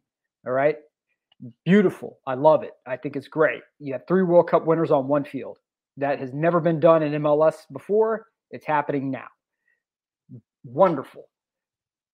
But if you go to Europe and you talk to Europeans, they don't ask about Atlanta unless it's with the NBA. Mm-hmm. They don't ask about Kansas City. They don't ask about Dallas unless it's the Dallas Cowboy cheerleaders. They don't ask about Minneapolis, St. Paul. They don't ask about Portland. They ask about Los Angeles, New York, and Miami. Okay? Those are the 3 cities that are going to have no problems attracting top-tier, big-name talent that is willing to, in some cases, take a pay cut because their lifestyle is more than make up for it, right? The marketing dollars will more than make up for it. Right. However, if you want to attract talent to these other cities, and Atlanta is catching up largely because of the hip hop scene, because we have such a robust music scene here. It's largely known, even over in Europe for that. But if you want to attract players to your city, there's a difference between having them interested in you and you being interested in them, right? So like, you may be interested in dating a supermodel, but that supermodel's got to be interested in dating you, right? Big difference. These other cities need money to attract these players and convince them to come and live in Kansas City, right? It is what it is. You can't do that without freeing up the cap to do it. And if these other owners, I don't care if it's Kroenke, I don't care who it is, I don't care if it's the Hunts themselves, despite the fact that they are in the pantheon of the people who kept this league afloat for a long time. There's a difference between Lamar Hunt and Lamar Hunt's kids and grandkids. Yep. They're not the same. So if you aren't willing to buckle the bucks, then sell to someone who will. It's not that difficult. And the league needs to be able to put the screws on these guys who aren't willing to spend that money. There has to be a hard floor. I'm not saying go Brewster's Millions and buy up every talented player who's remotely interested in coming stateside, but I am saying that you have to have a level of commitment. If you can't do that, then what's going on? Why should we invest with you if you're not willing to invest with us? Mm-hmm. Right? Just one of those things. Yep. And no, I'm Michael Head, I'm going to push back on there. Lesson here: do not sign players from Africa unless they already have a visa. No, I completely disagree with that. You're playing nationality lottery. Okay, we have a substandard player from France who can get a visa with no problem because they are an ally and somebody who works with the United States. But some kid who was born in Ghana, who is a better player, who just needs that opportunity, should not be held responsible for the actions or inaction of a government. Yeah. Right. It's the same thing with Senegal. It's the same thing with, some of these other countries, Chad, Niger, it doesn't matter. These kids should not be held responsible for the buffoonish decisions of their governments. And so, we need to have a process that allows these kids opportunity to play, and if that means that we have to maybe wait a little longer, okay, fine. But, the political situation on the ground dictates a lot of these visa situations, right? And it's an issue where, yes, there are countries that have large issues with jihadism, right? Large issues with government corruption. I understand all of that, but it's and Michael has a point that, right? But if you cannot get a player in a timely manner, I understand, right? And that is a cost of doing business. I don't have to like the situation to acknowledge the reality on the ground that some teams may say, hey, look, we're not going after a kid from Senegal because it's too much of a pain to get the visa cleared. But it may also mean that, in the right situation, that we start trying to put this groundwork in place early. So if we identify a player and we reach out to a player's agent, hey, does the player have interest in coming to the United States to play? If the answer is yes, okay, we are immediately going to put the groundwork in, because all we're doing is burning, billable hours from the legal department at that point. So get those billable hours in. I'm willing to take that risk, that investment, to get a player over here earlier.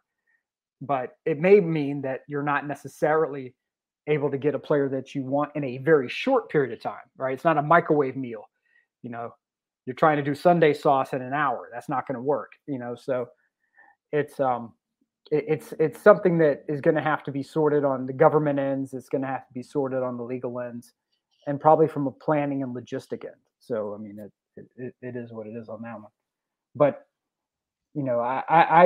I would not personally, if I were in a front office, be willing to close off a section of the globe because of some political garbage. But that does mean I would be, mature enough and adult enough to understand that player may not be joining us until late, right? Which is what appears to be happening here. Mataflo, Sunday sauce is like a bolognese. It's something where the meat is actually cooking into the sauce. So whenever you have, if you're doing a marinara, a good marinara can be made in 15 minutes. I don't care what anyone else says. A good marinara can be made in 15 minutes. Anyone who tells you that otherwise is confused, or they don't know what they're talking about. Bolognese is where you have sausage, you have oxtail, you have some other fatty meat, not ground beef, but You can put brisket in. You can put. There's a couple of other different types of beef cuts you can put in there. And when you put in this meat, you brown it a little bit, okay, but you're not cooking it all the way through. The browning it provides the char. That's more of the texture. So that way that the texture doesn't come across like boiled meat. You know what I'm saying? So you char it a little bit, you brown it, and then you put it in with your sauce, and you allow that meat to cook fully within the sauce. And that takes hours to do. It allows the flavors to open up more. You don't have a hyper tomatoey bolognese. Instead, you have something where the complex flavors of the sausage, the complex flavors of the beef, the gelatinous cooking of the oxtail really allows a thickening of the sauce. And oxtail is the key. I'm sorry, oxtail is the key. And you know, when you allow those flavors to really cook in and just dig into that sauce, it provides a different kind of flavor than if you were to take 3 jars of tomato sauce, throw them in a pot with some pepperoni, some ground beef, and some Italian sausage and call it bolognese. Look, in the old country, you didn't put ground beef in something like that because you never knew what the butcher, the cuts of meat that the butcher put in to get the ground beef, right? So what you did is you said, okay, look, I don't want the ground beef because I don't know what kind of weird stuff you put in there. I want the good cuts. I want the ribeye. I want the you know, I want the shank. I want, you know, the strip. I want, you know, brisket, whatever. Firm, full cuts that you can cut up yourself, and that way you have something that you know what you're working with, and the fat, the marbling, that helps add to that flavor as well. So, and then you combine that with like a thicker noodle, like a linguine or you know, something like that really grabs a hold of the sauce itself. You know, the brass cut, the brass die cut, so that way the pasta is not very smooth. It sort of has some rough edges on it, so that way you can the sauce really grips onto that noodle, and you cook it down till the meat just falls apart. That's a Sunday sauce. Short story long. Sorry, Nothing wrong way with off that. the rails on that. No, cooking with Nick. Doing the public service as Ricky does, as one of our intrepid searchers of the interwebs. Our friends at the Marshall Islands. The first kit goes on sale tomorrow, but does that mean tomorrow their time or tomorrow our time? Is it if it's tomorrow their time, then it might be like later tonight our time. First kit goes on sale for our friends at the Marshall Islands, brother. Hey, can I cut a promo really quick for this? Sure. All right. I know that there are people who may not even recognize where the Marshall Islands are or what happens here. I'll give you a very, very, as brief as I can, background on why this is a kit and this is a team that you really need to get behind. And so the Marshall Islands are a chain of atolls. For those who don't know what atolls are, we're having geography lessons with Nick now. It's not a full volcanic rock island. It's where a volcano was. Coral builds up around it, and then the volcano wears away, and that leaves essentially coral islands, right? And so these are in the middle of the Pacific, the back end of the earth, and they have been largely the United States nuclear test ground for God knows how long, like right after World War II. Yeah. So anytime you see any nuclear hydrogen bomb explosion in a science fiction movie that looks like it's in the middle of the ocean, congratulations, you're looking at probably Bikini Atoll. Mm-hmm. The fallout from this has been figuratively and literally horrific. The United States came into the island, the Bikini Atoll, and said, we need you to move from this island for the good of mankind. We're going to display weapons that will end all wars. God's right? will. Yep. And with God's will, it's going to end all wars. And so the Bikinians looked around. They saw flying boats they saw all these ships and said, oh, I guess we got to get out of here. The United States moves them to an island. And no, it wasn't. No, Mataflo. They weren't named after a World War II general. They were named after I believe, a British explorer, if memory serves. Then they said, well, with this explosion that's going to happen, the fallout's going to drift well north. It's not going to go anywhere. And what these idiots failed to realize is, again, remember what I talked about earlier, coral atolls. Coral is different than rock. Coral was once a living creature. And so when they detonated the bomb, the coral pulverized into ash. Now, these kids that were on these islands had only seen snow in like movies and cartoons. And so the ash fell like snow, and the kids were covering their hair in it, and they were wiping it on each other's faces. And then within a week, their hair was all falling out. Teeth were falling out. Before too long, cancer showed up. They started developing what's called jellyfish babies. Babies that were born without spines, without skeletal structures. They had the U.S. detonated one bomb that didn't detonate the right way, and it launched plutonium all over Etuak Island. And so Etuak got essentially bulldozed. The entire topsoil was bulldozed, and then they put it under a concrete dome that's leaking now. So they have radioactive waste that's leaking out into the ocean. Congratulations, U.S. on that one. They moved some people around to different atolls, different islands. They can't sell coconuts because the ground's irradiated. They can't sell crops because the ground's irradiated. Their economy is almost completely based around the shipping industry at this point. They don't have the pristine beauty of Fiji as a marketing system. And so we have started moving people here to the United States. So we have people in the Four Corners, which is like Arkansas, Oklahoma, like Enid, Oklahoma, Springdale, Arkansas, and a couple of other places in Aurora, Oregon. And they are here under what's called a certificate of free association, meaning that they aren't legal citizens. They aren't, they can't get Medicare. They can't get Medicaid. They can't get Social Security. They have none of this, but they can't go home because there's literally nowhere for them to go that's not irradiated or that's not flooding whenever the tide raises in the middle of a storm. Because again, it's coral, it's vascular in nature. Water permeates the coral, comes up literally through the ground when the high tide comes in on some of these atolls.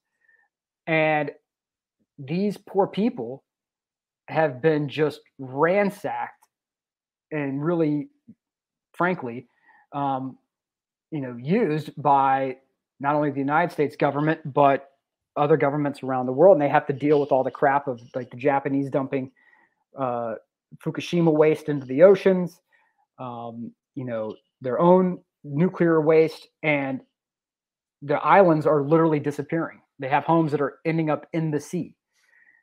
And so right now they are trying to wave a flag for the world to say, hey, look, man, you don't, you care when Venice is flooding. That's great. But there's a whole chain, not just the Marshall Islands, right? There's the Marshall Islands. There's, there's the French Polynesia, the Samoa, Guam, Fiji, all these other places that are in direct dire straits right now from sea level rise. And whether you believe it or not is immaterial, because these people's homes are falling into the ocean, and I'm going to believe the house falling in the ocean before I believe video content that's posted by somebody in Sheboygan talking about that it's all a hoax. This team is one of the last countries on earth without a national soccer team of any kind. And the good people who have come together to help fight for this future are making it happen right now. They are putting their butts in seats and flying literally around the world to put together futsal teams to start with. The government is investing in training facilities. You have, but right now you have these people who are spread out all over the world. United States, I'm sure some of them went toward New Zealand and Australia, and we're all trying to as SDH, the patron, John Nelson, the patron saint of lost causes. Yes. But we are fighting for a future. If they deserve a right to have a say somewhere. They've tried going through the court systems. They get shot down because guess who runs the court systems? Same people who are, providing the nuclear waste. The same people who put him in the position in the first place. Right. And so, what's the other way we can get eyeballs? What's the other way we can get people to understand the circumstances at hand? And that is through sport. And so we are raising the fleet. We are fighting for the future. And we are trying to provide, some level of support as we can to these great people who have been asked, to give a great deal and not receive very much in return. So that's the Marshall Islands. That is why SDH backs this cause. That's why we're all on board for it. This is a place where they have just been taxed to the gills. And now a lot of them, their residents are in legal limbo. Mm-hmm. Costs about $3,000 to fly. They are unpersons, is quoting Orwell. Yep. Unpersons. Thanks to, yes. Mr. Orwell, I think, nailed that one. Mm-hmm. It costs about $3,000 to fly from DFW to get to the Marshall Islands. You're going to spend north of about 24 hours in the air. Yep. Our dear friends are here, dear friends in England who are running, Lloyd, who's running the Federation from the technical director side, is trying to get American, people who are here in America, who are of Marshallese descent, to help get a training camp together for them here in the United States. Mm-hmm. If we can make it happen here in Atlanta, hopefully here in Atlanta. Yep. That takes money. That's something the Marshall Islands doesn't necessarily have. That's something that a lot of the people who are asking to come and play don't necessarily have. Jersey sales will help make that happen. Yep. We are working on some other things to help make that happen as well. We believe in being transparent. That's what we do. We're talking about trying to get some scarves made, maybe to help do the fundraising process to get these people here. Mm-hmm. These people deserve it. They deserve a future, and they deserve some eyeballs, because where they are in the world, a lot of people don't really care. But there's a little thing called a canary in a coal mine. And if you're under the age of 35 or 40, you may not know what the hell that means. When miners would go into the mine, they would carry with them a little canary, a little tiny canary. And if the canary dropped dead, that meant that you were hitting a gas pocket, and it was a threat to all the miners. So that was your clue that something was very wrong. Okay, well, Oceania is the canary in the coal mine. And if their houses are falling into the sea, if their islands are being flooded, if radioactive waste is encircling their fishing grounds, that's the canary in the coal mine, baby. And that's a clue for all of us that it might be time to shift some things up. Mm-hmm. So let's do what we can to help. If you have the financial means to buy a Marshall Islands kit and represent, baby, do it. If you have the financial means to get a scarf whenever we get those things designed and kicked up, that would be even better. Mm-hmm. Because if we can make this camp happen and we can get these kids here to play, SDH, the Twitch pitch, and the SDH universe, right?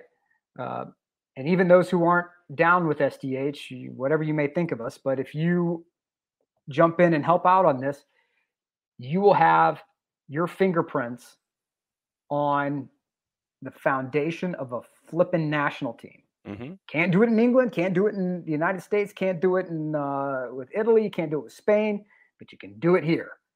And you can put your fingerprints and have a hand in it and say, yep, I contributed to making a flippin' national team happen. So this is what we're on board with. This is what we're trying to help with. So that's what the Marshall Islands means to SDH as I take us way over the flipping line into extra time. Sorry. Nothing worse. No, there's stuff going on, and we got to talk to folks about it. So you have been officially warned, I guess, that yes, we are full-blown interested in the Marshall Islands project. And if you can, when the 8 hours ago, whenever that was and wherever that was posted from, if it was posted by DT Lloyd Hours in England, if it was posted by the Marshallese themselves, whatever that is, the second that comes online, if you can afford it, you're helping build something. And we're trying to do our part here at SDH. You'll know about all that stuff when that comes closer. And we're also looking at doing some other things as well to help tell the story.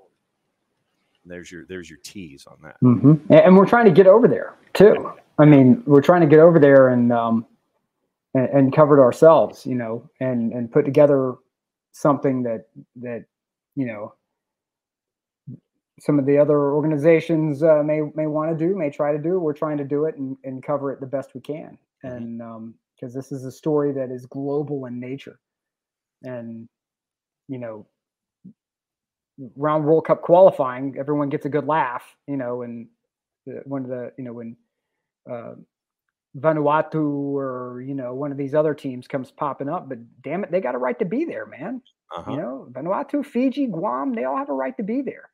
The Solomons, they have a right to be there, and the Marshallese do as well. So, this is when you have the patron saint of lost causes and John Nelson, and you have the official supporter of the oppressed little guy and myself, the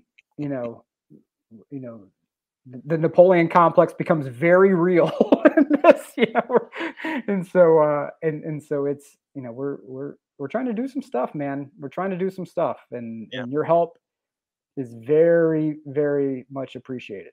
Yeah, we love the underdog. We love the underdog story because there's a story there that needs to be told. And so we'll keep an eye on that. And obviously we'll continue to have Lloyd on when there are updates and things like that. And we'll continue to actually, there's an idea. I'll see what Lloyd's up to when this thing gets officially released and see if do like 5 hours away, and he's in England. And so we'll have to figure that out.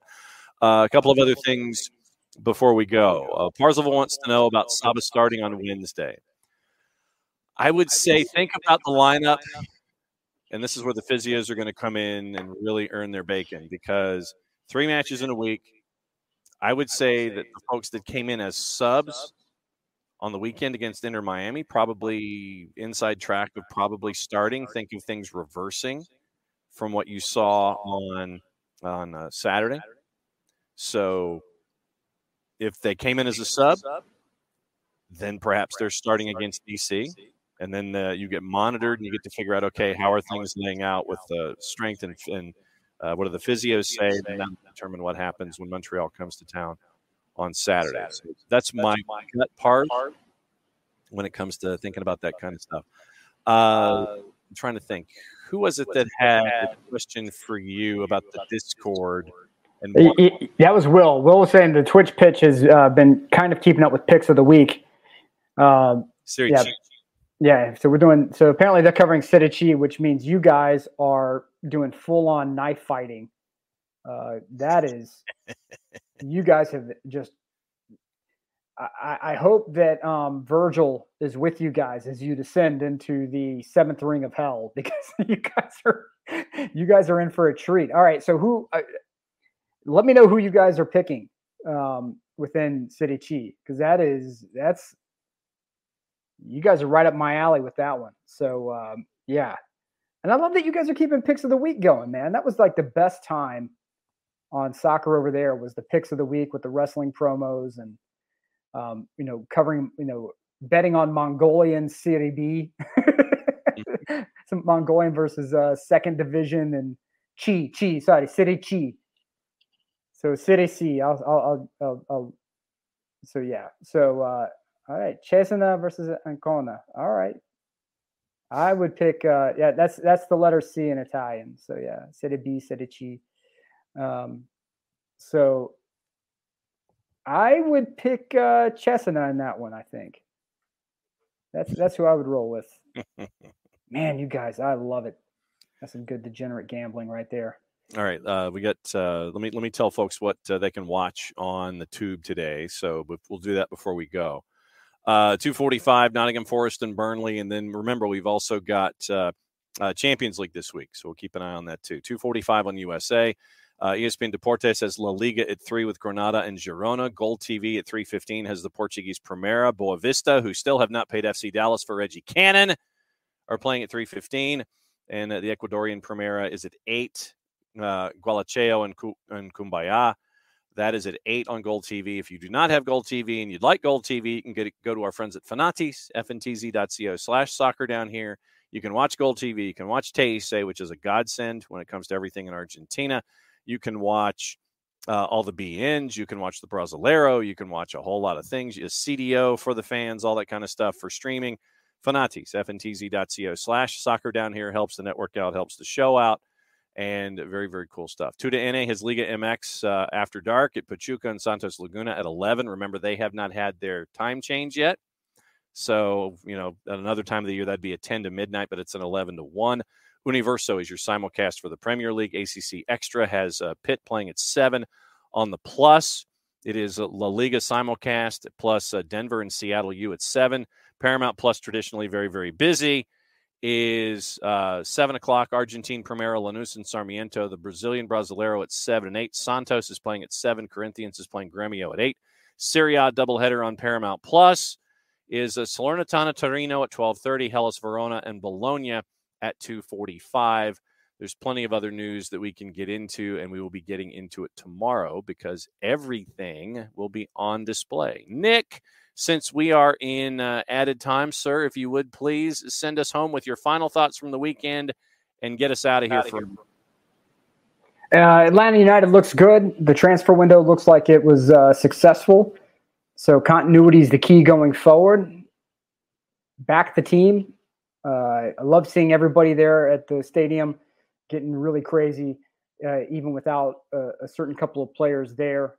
Outside of that, I am running my own business, Photo di Campo, FOTODICAMPO. I do video business. I do video shoots, commercials, social media. Hit me up. So that is my business. That's my paycheck. So hit me up if you need any video work done, no matter what your business is, big or small. Outside of that, I appreciate everybody for tuning in and really listening as I went on about the Marshall Islands. It is a worthwhile cause. Thank you so much for supporting us. And thank you so much for keeping Picks of the Week going. You guys are amazing. Have a great Monday. Until next time, everybody, mucha, mucha, Euro, yo. Play it safe, everybody. We'll see you 9 to 5 tomorrow morning as Nick goes to answer his phone.